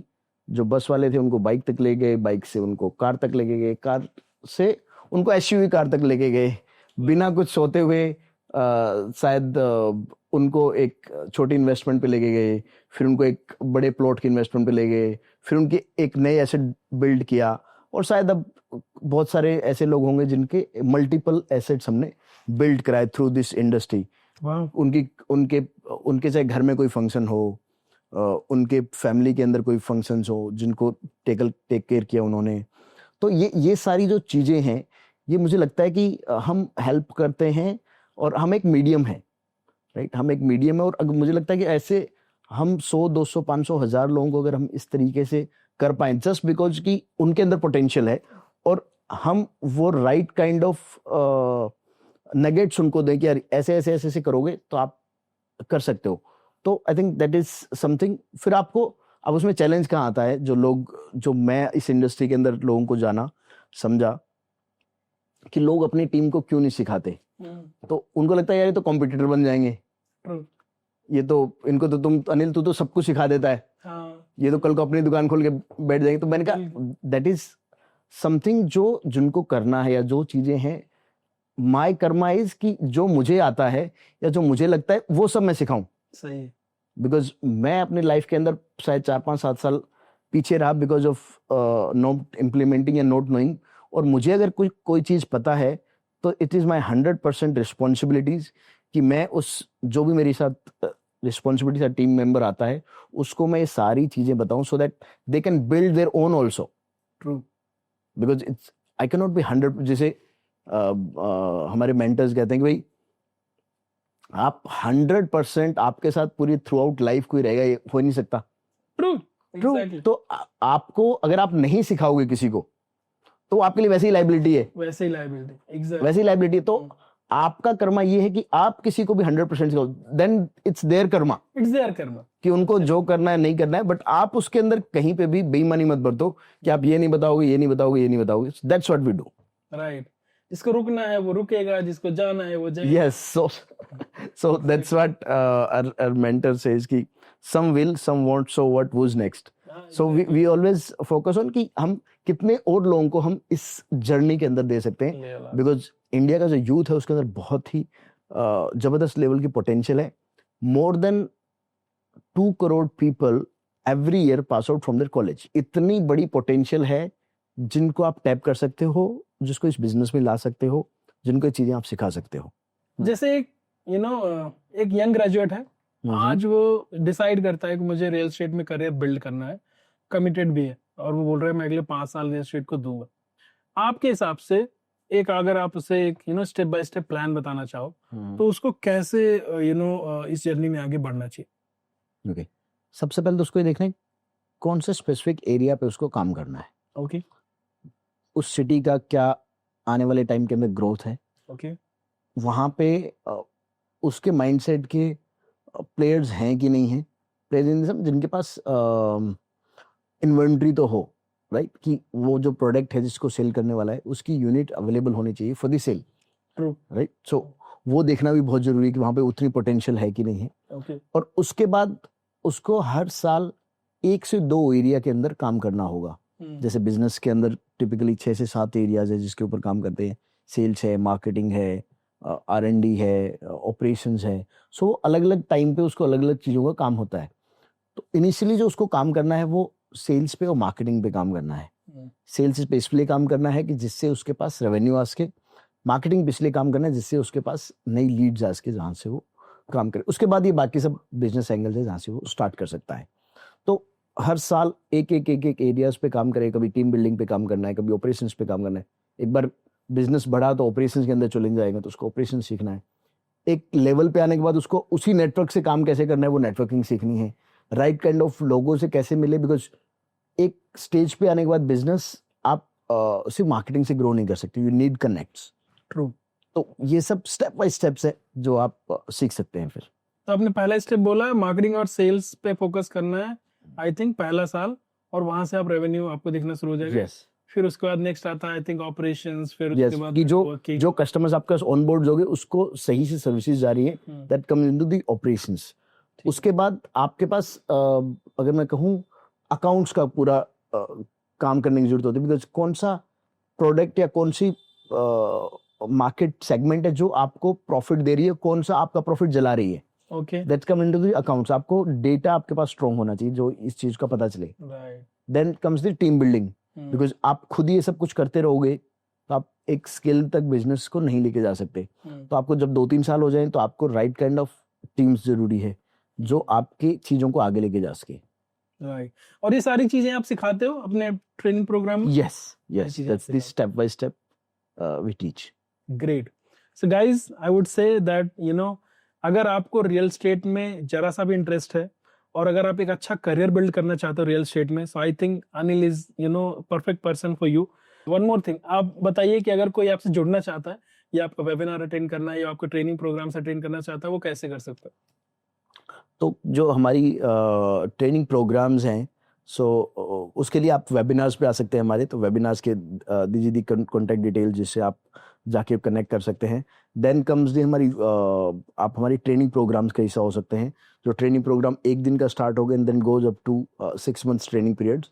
और उसके साथ साथ आप अलग अलग प्रोग्राम्स, आप जिसमें आप एक्सक्लूसिव सेल्स सीखनी है तो उसके लिए प्रोग्राम है, मार्केटिंग सीखनी है उसके लिए प्रोग्राम है, नेटवर्किंग सीखनी है उसके लिए प्रोग्राम है, अपनी टीम बिल्डिंग सीखनी है उसके लिए प्रोग्राम है। अमेजिंग। सो गाइज, आपके लिए एक बहुत अच्छी अपॉर्चुनिटी है। अगर आप रियल एस्टेट में इंटरेस्टेड हो और एक बहुत अच्छा करियर बिल्ड करना चाहते हो तो डिस्क्रिप्शन में लिंक दिया हुआ है, आप इनका वेबिनार ज्वाइन कीजिए, इनके ट्रेनिंग प्रोग्राम ज्वाइन कीजिए। और जो सक्सेस शायद आप अगर खुद से ट्राई करोगे और आपको 5 साल लगेगा, अगर आप ट्रेनिंग प्रोग्राम्स के थ्रू जाओगे तो आप 1 से 1.5 साल में वो अचीव कर सकते हो। ये मेरी personal guarantee, because I have also seen those kind of results कि training, coaching, mentoring, it can completely change your life. Okay, so description and other things are given. Just go ahead and register. Anil, I came to know you have also written a book, right? Yes, so this book is still under writing, you can say. Okay. The book name is Real Estate Success Decoded. Wow. जहाँ पे हमने कुछ लोगों के interviews लिए हैं, successful real estate investors, real estate developers, real estate professionals, what it takes to be great at real estate sectors. Plus हमने अपनी लाइफ जर्नी उसके अंदर डाली है, अपनी बिजनेस जर्नी उसके अंदर डाली है, और रियल एस्टेट इन्वेस्टर्स की जर्नी उसके अंदर डाली है कि क्या क्या चीज़ें आप लोग कर सकते हो। सो दिस इज समथिंग जो बिकॉज मुझे लगता है कि आपके पास कुछ ना कुछ चीज़ें ऐसी होती है, हर एक इंसान किसी स्टेज पे गया होगा कि कुछ 2-4 चीज़ें उन्होंने अच्छी की होगी। अगर आप वो एक बुक के जरिए अगर किसी के पास मिलती है, शायद उसकी जर्नी जो अगले 2-3-4 साल की है, शायद वो बुक से वो 15-20 दिन की जर्नी हो सकती है और वहां से वो इम्प्लीमेंट करना सीख सकता है। Amazing. Perfect. So I think you have given a great game plan for people, who want to start as a real estate consultant. अभी हम वापस उस पे आ जाते हैं रियल एस्टेट इन्वेस्टिंग पे, तो इंडस्ट्री के बारे में थोड़ा सा और समझते हैं। तो कौन से एरियाज में आप basically currently you are dealing in real estate? So currently we are dealing north part of India, Okay. which includes NCR, like city like Gurgaon, outskirts of Gurgaon, Jaipur, then outskirts of Jaipur like Jagatpura is one market. Outskirts of Gurgaon there's Patodi, Sohna, Tharuveda, Bhiwadi, Nimrana. So these are the belt because in NCR also there are 20 sub locations. Okay. Right? तो उसके अंदर भी अलग अलग areas पे आपको काम चाहिए। So I think because NCR currently आप समझो 6-7 करोड़ के आसपास का पॉपुलेशन साइज है यहाँ का। तो इतने सारे माइक्रो मार्केट्स हैं, अगर आप 1-2 माइक्रो मार्केट के अंदर भी काम करते हो तो बहुत पोटेंशियल है। जैसे गाजियाबाद है, तो गाजियाबाद के अंदर there 6 micro market, then there is Noida, then there Yamuna expressway, greater Noida, Noida extensions, Faridabad, Palwal, Nahar Par Faridabad, Jhajjar, Pataudi, Sonipat, Kundli. So these are the close to 20 micro markets. वाह। जिसके अंदर आप अलग अलग, बिकॉज हर एक एरिया के अंदर आप समझो लगभग अराउंड 50 रियल एस्टेट डेवलपर्स हैं, right? So there is huge potential. आप समझो कि जैसे मैंने आपको बताया लगभग 5-6 करोड़ के आसपास की पॉपुलेशन है हमारे एनसीआर एरियाज की, which include Delhi, parts of Haryana, UP, Rajasthan. तो और ये इतना बड़ा जीडीपी ग्रो करता है एनसीआर, ट्रू, और इतना बड़ा पोटेंशियल इकोनॉमी सेंटर है इंडिया का। तो देन ह्यूज पोटेंशियल। और पिछले 10 साल के अंदर इंफ्रा लेवल पे बहुत तेजी से प्रोग्रेस किया है। पहले कंजेशन और ये सब चीजें बहुत ज्यादा थी। True. अब उतना नहीं रह गया है। तो अब एक सिटी से दूसरी सिटी ट्रैवल करना भी बहुत आसान हो गया है। आसान। जैसे अब पहले मेरठ जाने के लिए दिल्ली से बहुत टाइम लगता था, अब नमो भारत मेट्रो है, आपको मेरठ जाना है, कोई आने वाले 5 साल के अंदर ऐसी 2 मेट्रोज और चलने वाली है, एक पानीपत को चलने वाली है और एक चलने वाली है अलवर को। तो ये पूरा एरिया जो इतना कनेक्टेड हो जाए, अगर आपको रेवाड़ी से मेरठ जाना है, आपको 1.5 से 2 घंटे वहां पहुंच जाओगे, राइट। जो अभी आपको 5-6 घंटे लगते हैं। तो आप कह रहे हो कि कनेक्टिविटी की वजह से भी रियल एस्टेट का जो ये है डेवलपमेंट बहुत ज्यादा होता है। बहुत ज्यादा हो रहा है, यस। Okay okay. अच्छा, आपने जो नाम लिए उनमें कुछ मतलब जनरली जब मैंने देखा तो लोग सिर्फ मेट्रो सिटीज को ही फोकस करते हैं अगर वो रियल एस्टेट इंडस्ट्री की बात करते हैं, और आप छोटी जगह के बारे में बात करते हो, second tier third tier cities के भी बारे में बात करते हो। So what I want to understand कि आपके हिसाब से मतलब छोटी जगहों का क्या पोटेंशियल है रियल एस्टेट का, और क्या लोग उन पे भी फोकस कर सकते हैं अगर मुझे लगता है जैसे अगर आप कोई भी एफएमसीजी प्रोडक्ट्स का डेटा देखोगे, एयरलाइंस का डेटा देखोगे, किसी भी एरिया पे आप डेटा देखोगे, आप पाओगे कि 70% का जो कंजम्पशन है वो टीयर 2 टीयर 3 सिटी से आ रहा है। ओके। जितनी गाड़ियां पूरे दिल्ली एनसीआर, और मैं कहूँगा दिल्ली, नॉट एनसीआर, दिल्ली, मुंबई और बैंगलोर, इन सब को अगर आप लोग उसी की सेल्स को काउंट करते हैं, बट अगर आप जो माइक्रो मार्केट्स हैं उन सबको काउंट करोगे, उनके नंबर्स बहुत ज़्यादा बड़े हैं। बिकॉज वहाँ पे आज जितने भी आप स्टोर्स देखोगे, टीयर 2 टीयर 3 सिटी के अंदर पूरा ध्यान है लोगों का जाने का कि उसको मैं पेनिट्रेट करके वहाँ पे मैं लीडर बनूं। जैसे जयपुर है, कानपुर है, लखनऊ है, भुवनेश्वर है, सूरत है, अहमदाबाद है, देन आपका मैंगलोर है, कोची है। दीज आर दी एरिया जहाँ पे बड़े लेवल पे माइग्रेशन हो रही है, बड़े लेवल पे अर्बनाइजेशन हो रही है, जहाँ पे जो अनटैप्ड मार्केट है, untapped market. Okay. Because DLF है तो वो यहाँ जाएगा। अब डीएलएफ अगर माइक्रो मार्केट्स में जाए तो किसी को तो वहाँ पे जाना पड़ेगा, बिकॉज पोटेंशियल आप देखोगे तो वहाँ पे बहुत ज्यादा है। शायद वॉल्यूम, शायद इन टर्म्स ऑफ बड़ा वॉल्यूम नहीं है, लेकिन क्वांटिटी बहुत ज्यादा है। क्वांटिटी बहुत ज्यादा, ट्रू। तो आपके हिसाब से आज के टाइम पे इंडिया में रियल एस्टेट इंडस्ट्री की क्या सिचुएशन? अभी अगर मैं बात करूं, अब थोड़ा स्टेगनेंट हुआ है market, okay, across all the regions. और 2020-21 से जो तेजी स्टार्ट हुई थी वो 2024 तक बहुत अच्छी थी और बहुत अच्छा रिटर्न दिया है मार्केट ने। कुछ जगह प्रॉपर्टी प्राइसेस 3-4 गुना भी हुए हैं। अब ये थोड़े टाइम के लिए थोड़ा स्टेगनेंट रहेगा, धीरे धीरे मार्केट चलेगी, जहां you can say stabilise mode पे होगा मार्केट। लेकिन ये भी मैं कहूँगा हर एक सिटी के अंदर आप जस्टिफाइड नहीं कर सकते ये पूरी टर्म्स। ओके। किसी एक जगह पे एक एक्सप्रेसवे आता है, वहां पे प्रॉपर्टी मार्केट 30-40% बढ़ जाती है। तो दिस इज समथिंग, अगर आप real estate market is very regional market. True. किसी एक रोड भी उस जगह, अब जैसे पटौदी के पास एक पटौदी रेवाड़ी एक्सप्रेसवे जा रहा है, वो 1 साल के अंदर कंप्लीट होना, जिस दिन वो रोड कंप्लीट होगा और कहीं पे प्रॉपर्टी प्राइस शायद उतने नहीं बढ़ेंगे, वहां पे 40% 30% का जंप आएगा। सिमिलरली नमो भारत की मेट्रो जा रही है कुंडली सोनीपत के आसपास, जिस दिन उसका पिलर डलेगा वहां प्रॉपर्टी प्राइसेस 20 से 30% जंप आएंगे। सिमिलरली वो नमो भारत की एक मेट्रो जा रही है दारूहेड़ा, रेवाड़ी, निमराना होते अलवर की साइड में, जिस दिन उसका पिलर डलेगा 20-30% का प्रॉपर्टी मार्केट अप होगा। तो this is how this whole market scenario plays role. लेकिन अगर आप बड़े लेवल पे देखेंगे तो अगले साल भर तक के लिए मार्केट थोड़ा सेगमेंट रहेगा एंड देन ग्रेजुअली फिर अपॉन स्टार्ट। बट आने वाले 20 साल के अंदर बहुत बड़ा फ्यूचर है रियल एस्टेट, बिकॉज जिस लेवल पे इकोनॉमी जा रही है, जिस लेवल जॉब क्रिएशन बहुत ज्यादा है। इन सब का डेटा हम स्टडी करते हैं कि कितने ऑफिस लीजिंग हो रही हैं। ओके। बिकॉज ऑफिस लीजिंग जो होती है वो 3 से 4 साल के होराइजन के लिए वो लोग करते हैं। बहुत बड़े लेवल का इंफ्रा डेवलप करते हैं। जैसे सपोज करो कोई रेंटल इनकम 50 लाख के रेंटल इनकम में कोई ऑफिस लेता है, वो उसके इंटीरियर पे लगभग कुछ 10-15 करोड़ रुपए खर्च करता है, जो आने वाले उसको 9 साल 10 साल रखना है। तो जो लीजिंग है वो बहुत बड़े लेवल पे आ रही है। तो लीजिंग आ रही है मीन्स वहाँ पे जॉब आ रही है, जॉब आ रही है दैट मीन्स वहाँ पे हाउसिंग की डिमांड आ रही है। डिमांड आ रही है। ट्रू। तो that's how this whole plays role. तो आपके जो एरिया जहाँ पे अभी आप काम करते हो, अगर आप कुछ हॉट जोन्स बताने हो कि मतलब अभी अगर किसी को इन्वेस्ट करना हो तो यार ये एकदम सही जगह इन्वेस्ट करने की, तो आप क्या ऐसे 4-5 पॉकेट्स लोगों को बताना चाहोगे? जैसे हर एक एरियाज में भी, नॉट ओनली कि हम उस जिस एरिया में काम करते हैं, मैं कहूँ किसी भी एक एरिया, 2 एरिया आपकी सिटी के आसपास आपको एक्सप्लोर करने चाहिए। आप खुद एक्सप्लोर करने जाओगे, आपको महीनों लग जाएंगे। You find a good real estate consultant जो आपको उस चीज़ पे गाइड करे, कहाँ से एक्सप्रेसवे जा रहे हैं, कहाँ से रोड जा रहे हैं, कहाँ से कौन सी चीज़ें जा रही है, जिससे आप वहाँ तक पहुँच सकते हो। वो बहुत ज़रूरी है। जैसे जयपुर का एक एक्सटेंशन बन रहा है जगतपुरा, जहाँ प्रॉपर्टी प्राइजेस लगभग 3 से 4 गुना हुए हैं पिछले 4 साल में, जब से हमने ऑपरेशंस वहाँ पे स्टार्ट किया। वी हैव सेड दैट, हमने वीडियोस भी उसके अंदर डाले हुए हैं। प्रॉपर्टी मार्केट्स लाइक गुड़गांव का आउटकट्स का एरिया है, चाहे वो मानेसर का आउटकट्स एरिया है, पटौदी हो गया, फरूक नगर है, धारूहेड़ा है, भिवाड़ी है, निमराना है, देन जेवर एयरपोर्ट के पास का नोएडा का एरिया है, नोएडा एक्सप्रेसवे का एरिया है। जहाँ जहाँ पे भी कुछ भी इंफ्रा डेवलप हो रहा है और जहाँ उसके आसपास एम्प्लॉयमेंट है, वहाँ पे काम है।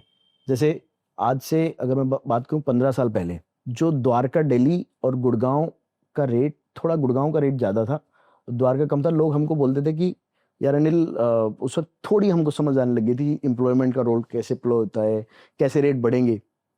तो बोलते थे यार इतने पैसे में हम द्वारका दिल्ली में नहीं लेंगे, देश की राजधानी है, गुड़गांव में हम प्रॉपर्टी क्यों लेंगे।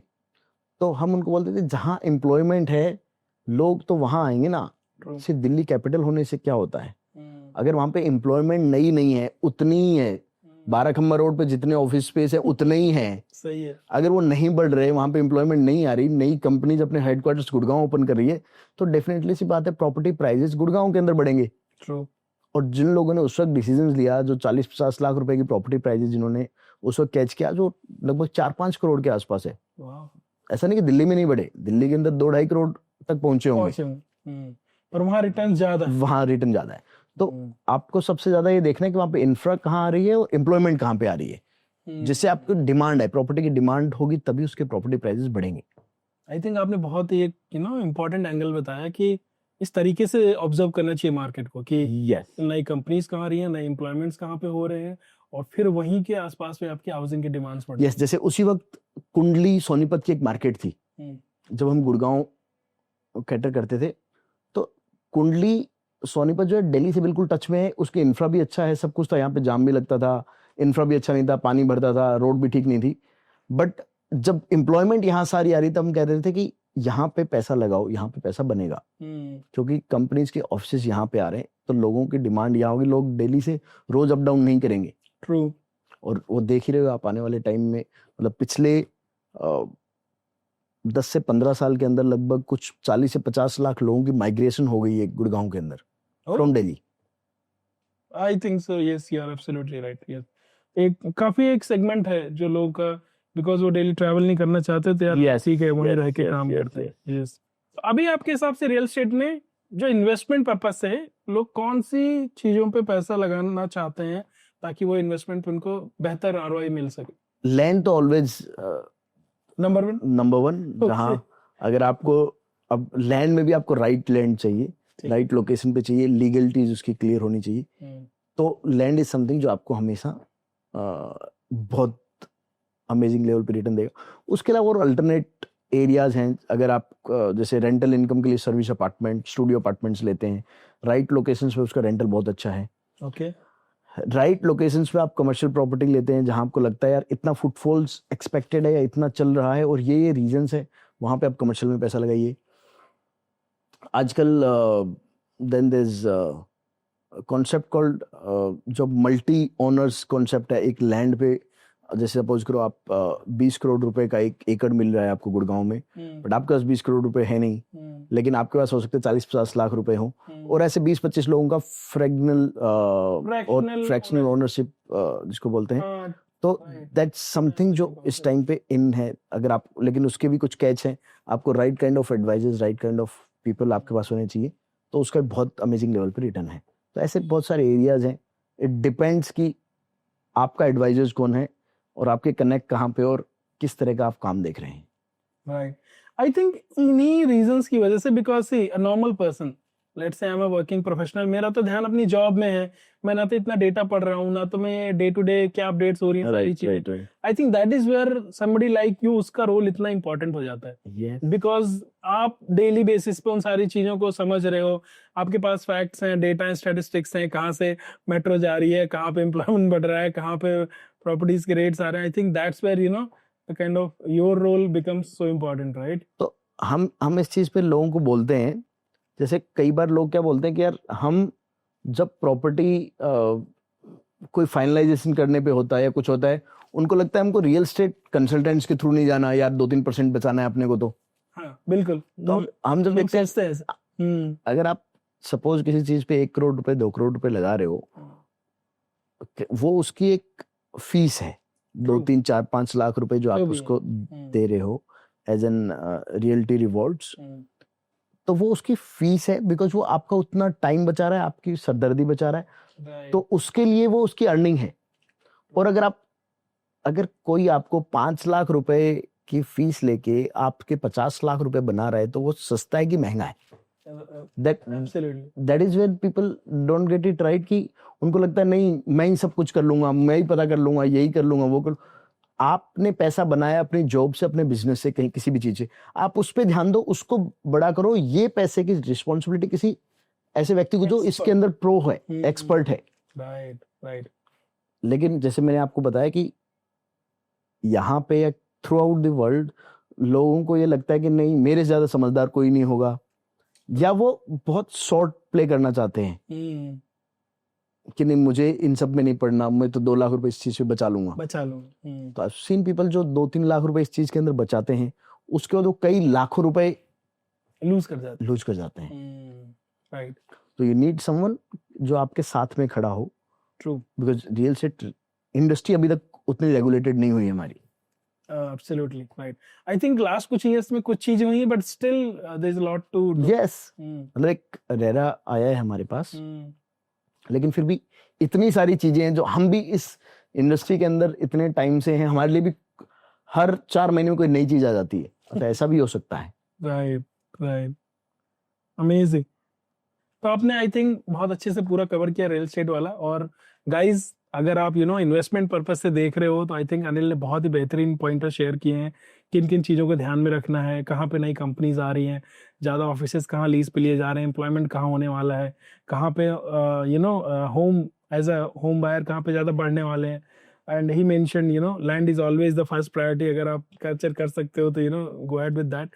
सो I think beautifully he has talked about कि how you can plan your investments basically for the best possible ROI. And one more thing what he mentioned, and I also agree, ki always work with a consultant.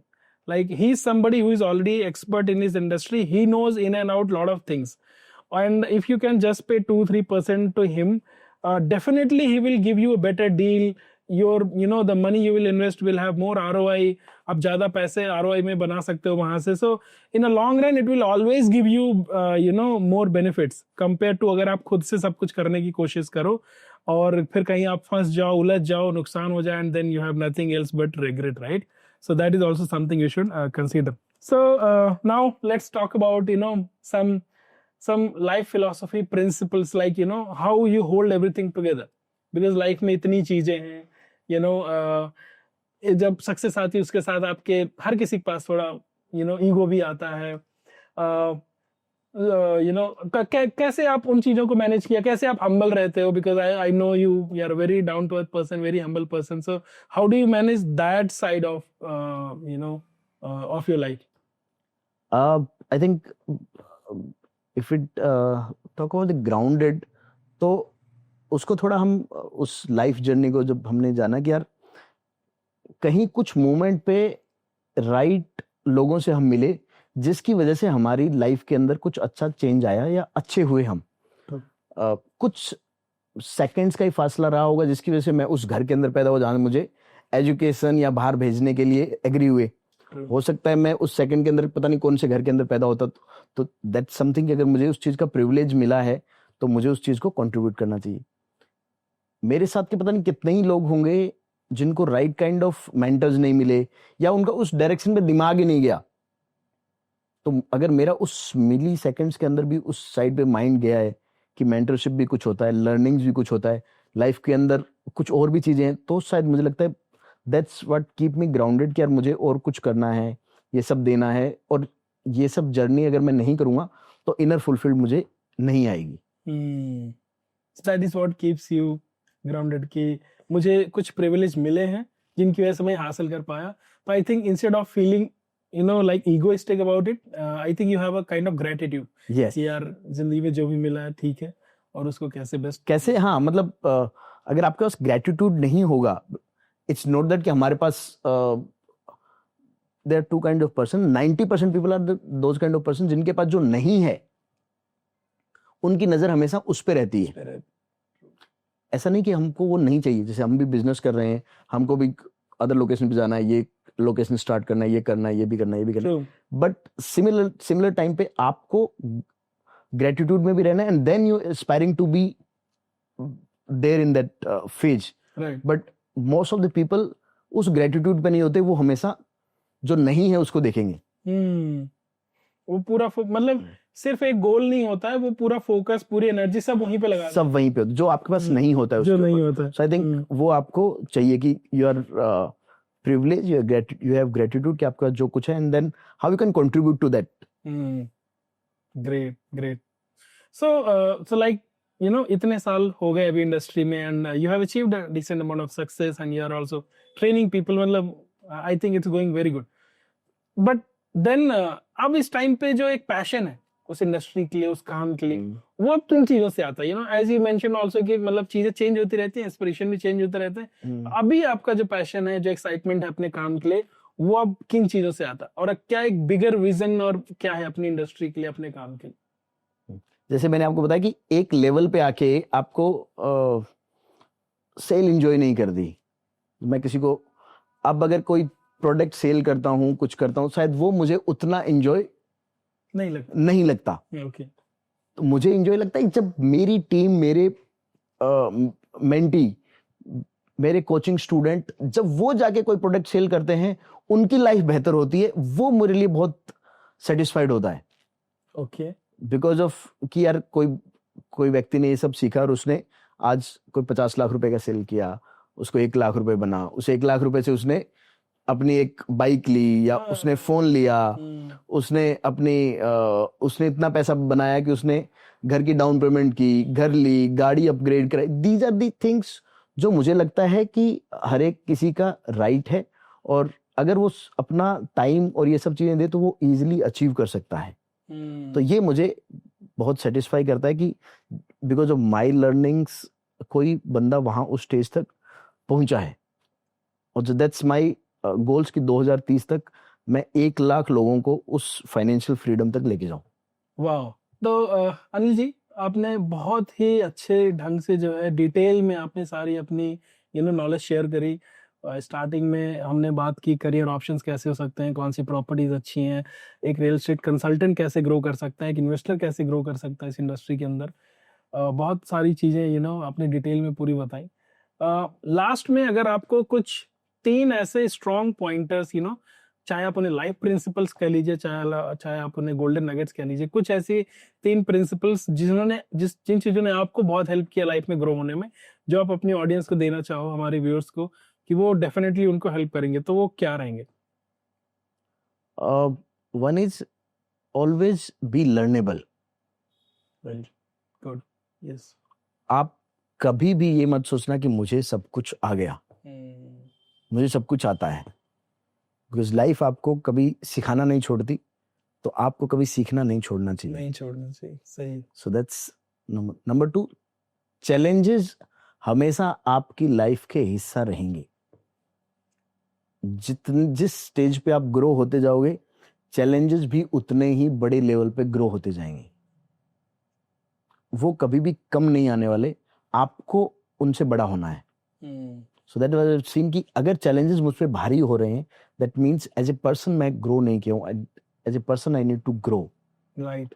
तो अगर वो होगा तो challenges हमेशा छोटे नजर आएंगे, क्योंकि चैलेंजेस कभी भी आपकी लाइफ में आने बंद नहीं होंगे। तो मैंने इतने लोगों की लाइफ स्टडी, ये सब study, and personally I felt कि जैसे जैसे हम ग्रो करना स्टार्ट करते हैं वैसे वैसे चैलेंजेस के नंबर्स बढ़ते जाते हैं, बढ़ते जाते, इंटेंसिटी भी बढ़ती है। इंटेंसिटी बढ़ती जाती है, यस राइट। तो और ये challenges personal, professional, finance, non finance, relationship, health, हर एक एरियाज के अंदर होंगे, ट्रू राइट। तो वो हमेशा आपके बढ़ते जाएंगे। Number 3, always have mentors in your life. Amazing. they help you and I would say in every area of life। मैंने जो अपने मेंटर्स से सीखे कि you need mentors in every area। Yes। तो हमने कुछ कुछ एरियाज के अंदर मेंटर्स स्टार्ट किए। मुझे लगता है जो भी आपके एरियाज हैं वहाँ पे आपके पास मेंटर्स होने चाहिए, बिकॉज वो आपको हेल्प करते हैं आपके चैलेंजेस और उन सब से ओवरकम करने में। True। चाहे आप जॉब में हैं, प्रोफेशंस में हैं, हेल्थ में हैं, वेल्थ में, रिलेशनशिप में, कुछ कुछ एरिया जहां आप शायद सब चीज से नहीं स्टार्ट कर सकते, स्टार्ट विद वन। सही। अगर आप मार्केटिंग आपको नहीं आती है, you need someone from the marketing जो मार्केट एक्सपर्ट हो, जो जानता हो, राइट, जो आपकी जर्नी को थोड़ा कम कर दे वहां तक पहुंचने के लिए।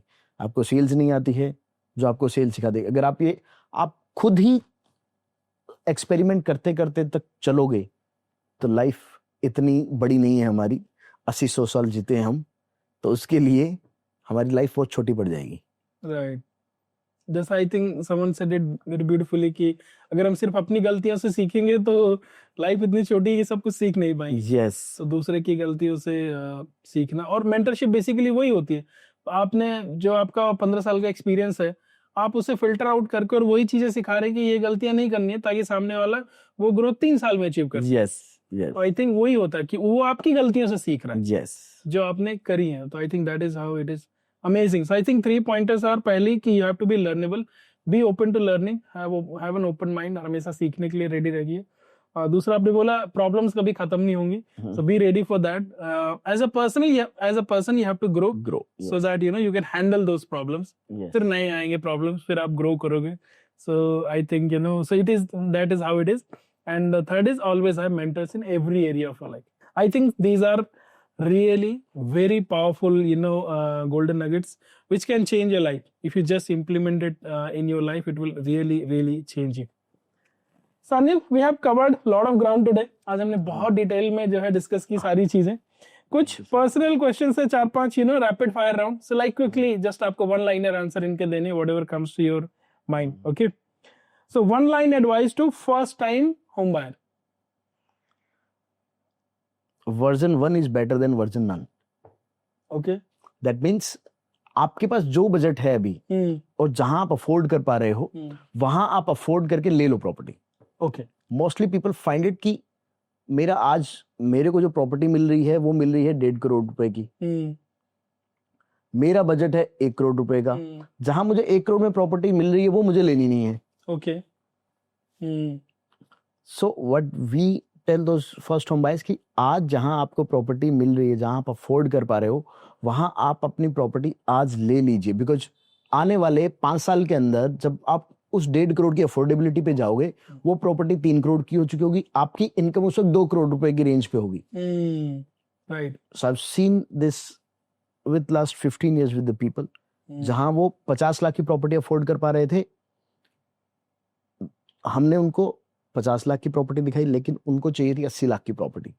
ओके। फिर जब 80 की रेंज पे पहुंचे, 80 लाख की अफोर्डेबिलिटी पहुंची, वो प्रॉपर्टी पहुंच गई 2 करोड़ रुपए पे। राइट। और जब वो 10 साल के बाद वहां पे पहुंचे, वो प्रॉपर्टी पहुंच गई गोल्फ कोर्स रोड पे 10 करोड़ रुपए पे।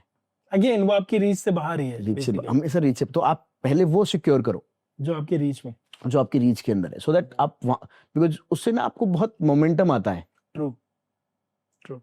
And I think another reason is कि हो सकता है अगर आपने बहुत ज्यादा डिले किया तो वो जो आपके पास पैसा है वो भी आप इधर उधर। यस, मैं उसी बारे में आपके, because money find its way. Yes, exactly. आपके अकाउंट तो आप क्या देखोगे, चमचमाती गाड़ी दिखी आपको, आप वो गाड़ी बुक करा लोगे। बिल्कुल। आपको बिजनेस आइडिया है, 10-15 लाख रुपए लगे, ऐसे कर लोगे, आप वहां लगा दोगे। बिल्कुल। आप किसी को लैंड कर दोगे। तो आपके पास अगर पैसा है, आपको लग रहा है आप लोन ले सकते हो, तो पहले आप वो काम कीजिए, वहां सिक्योर कीजिए। हो सकता है आप वहां पे रहने मत जाइए, ट्रू, वो भी आप रेंट पे दे दीजिए। यहाँ आप 30 10,000 रुपए रेंट दे रहे हैं, वहां पे आपको 20,000 रुपए रेंट आ रहा है। ठीक है। आप टैक्स के अंदर भी पेमेंट सेव कर रहे हैं, और आपके अगर यहाँ प्रॉपर्टी प्राइसेस बढ़ रहे हैं तो वहां पे भी बढ़ रहे हैं, बढ़ रहा है। तो आप एटलीस्ट दोनों जगह का यूटिलाइजेशन ले सकते हैं। Amazing, amazing. Favourite city for real estate investment? Currently I would से Gurgaon. Gurgaon. Okay. I think Gurgaon has been favorite for a very long time now. Yes. think- So otherwise in terms of the city, अगर liveable city की अगर बात करें तो पुणे हो सकती है, बैंगलोर हो सकती है, जहाँ पे there is pleasant weather and वहाँ पे इंफ्रा उतना बेटर नहीं है, so that's how we have not. Employment अच्छा है, वेदर अच्छा है, बट इंफ्रा नहीं है। नहीं। Okay.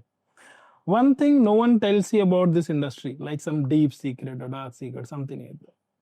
That's वो हमने इनिशियली बताया कि लोगों को लगता है it's very easy money, real estate में आओ बहुत पैसे बनाओ, बट ऐसा नहीं है। तो ऊपर से लोग ग्लैमरस तरीके से दिखाते हैं, but it's Yeah. Not that. It's not that कि आप हमेशा रियल एस्टेट के अंदर पैसा बनाओगे। Okay. Your real estate role model? उससे इंटरनेशनल ग्रैंड कार्डो। Okay. So he is someone जिन्होंने बहुत बेसिक लेवल पे स्टार्ट किया, और वो रियल एस्टेट इन्वेस्टर्स को इंस्पायर करते हैं अक्रॉस द ग्लोब। और हमारे ऑडियंस को भी मैं बता दूं, बहुत लोगों को ये नहीं पता है कि एक्चुअली ग्रैंड कार्डोन का एक बहुत बड़ा रियल एस्टेट एम्पायर भी है। लोगों को लगता है वो सिर्फ सेल्स में ही एक्सपर्ट है, क्योंकि उन्होंने अपना ब्रांड ऐसा बिल्ड किया है कि like he is world's top sales trainer, और उनकी सेल्स ट्रेनिंग की कंपनी है। बट जो उनका रियल जो वेल्थ है या जो एसेट्स हैं वो सारी रियल एस्टेट से। Yes, true. So a quote, any quotation which really inspires you, which you want to share?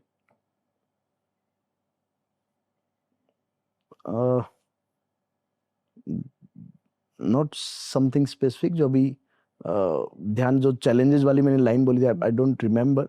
You have to be bigger than your challenges.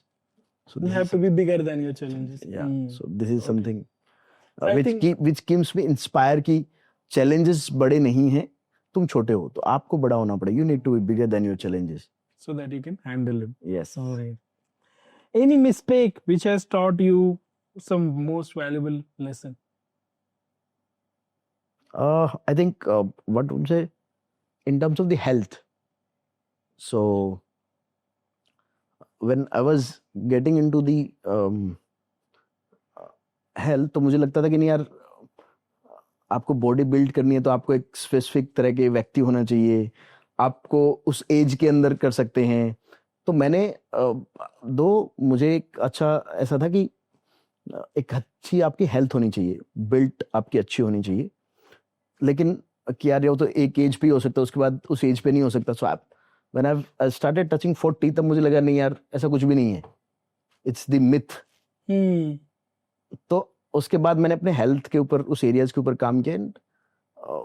तब मुझे लगा कि ये चीज अगर मैं 20 साल पहले करता, उस वक्त ये मिथ थी माइंड के अंदर, मिस्टेक थी कि आपको एक स्पेसिफिक खाना होना चाहिए, आपका स्पेसिफिक जीन्स आपके अंदर होने चाहिए, स्पेसिफिक एनवायरनमेंट होना चाहिए, तो ही जाके आप इन टर्म्स ऑफ द हेल्थ कुछ कर सकते हो।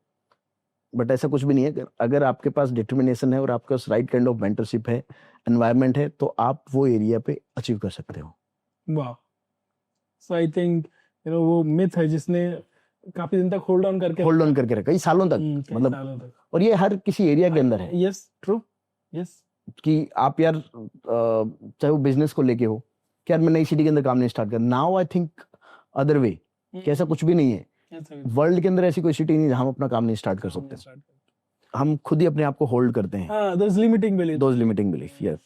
And this personal development really helps you to basically counter those limiting. Yes, yes, yes. Because जो मैंने ऑब्जर्व किया है कि पर्सनल डेवलपमेंट का जो पहला जो पहला ही गोल है वो ये है कि अपने लिमिटिंग बिलीफ्स को चैलेंज करना। सबसे पहला वही है। Yes. कि हम क्या सोचते हैं, क्या वो सही है? हाँ, सबसे पहले यही सवाल है। हम मन में सोचते रहे, जैसे आप बोल रहे हो कि जो मैं इस तरीके से चीजें थी जो मैं सोच रहा था हेल्थ के बारे में, फिर आपने चैलेंज किया क्या ये सही है? हाँ, और जब आपने काम किया तो देखा तो वो सही नहीं है। नहीं। तो in the similar way then we keep challenging other beliefs, जैसे सिटी वाला है, नई सिटी में जॉब करना, बिजनेस करना, या हाँ, जैसे लास्ट ईयर में पूरे नॉर्थ वेस्ट इंडिया टूर पे था, तो मैं हर एक सिटी के अंदर मैंने एड रन की, वहां पे लोगों से मिला, and people are interested doing business with me for सिर्फ 2 दिन के लिए, सिर्फ 2 दिन के अंदर ऐसा हुआ। वाह, तो ये हमारा इनिशियली हमारा लिमिट, अरे यार मैं यहाँ से हूँ, पुणे वाला बंदा मेरे साथ क्यों काम करेगा? राइट। बट पुणे वाला बंदा किसी को तलाश कर रहा है जो जिसने इस मार्केट के अंदर काम किया हो यार, वो उसको सिखा सके, बता सके। राइट।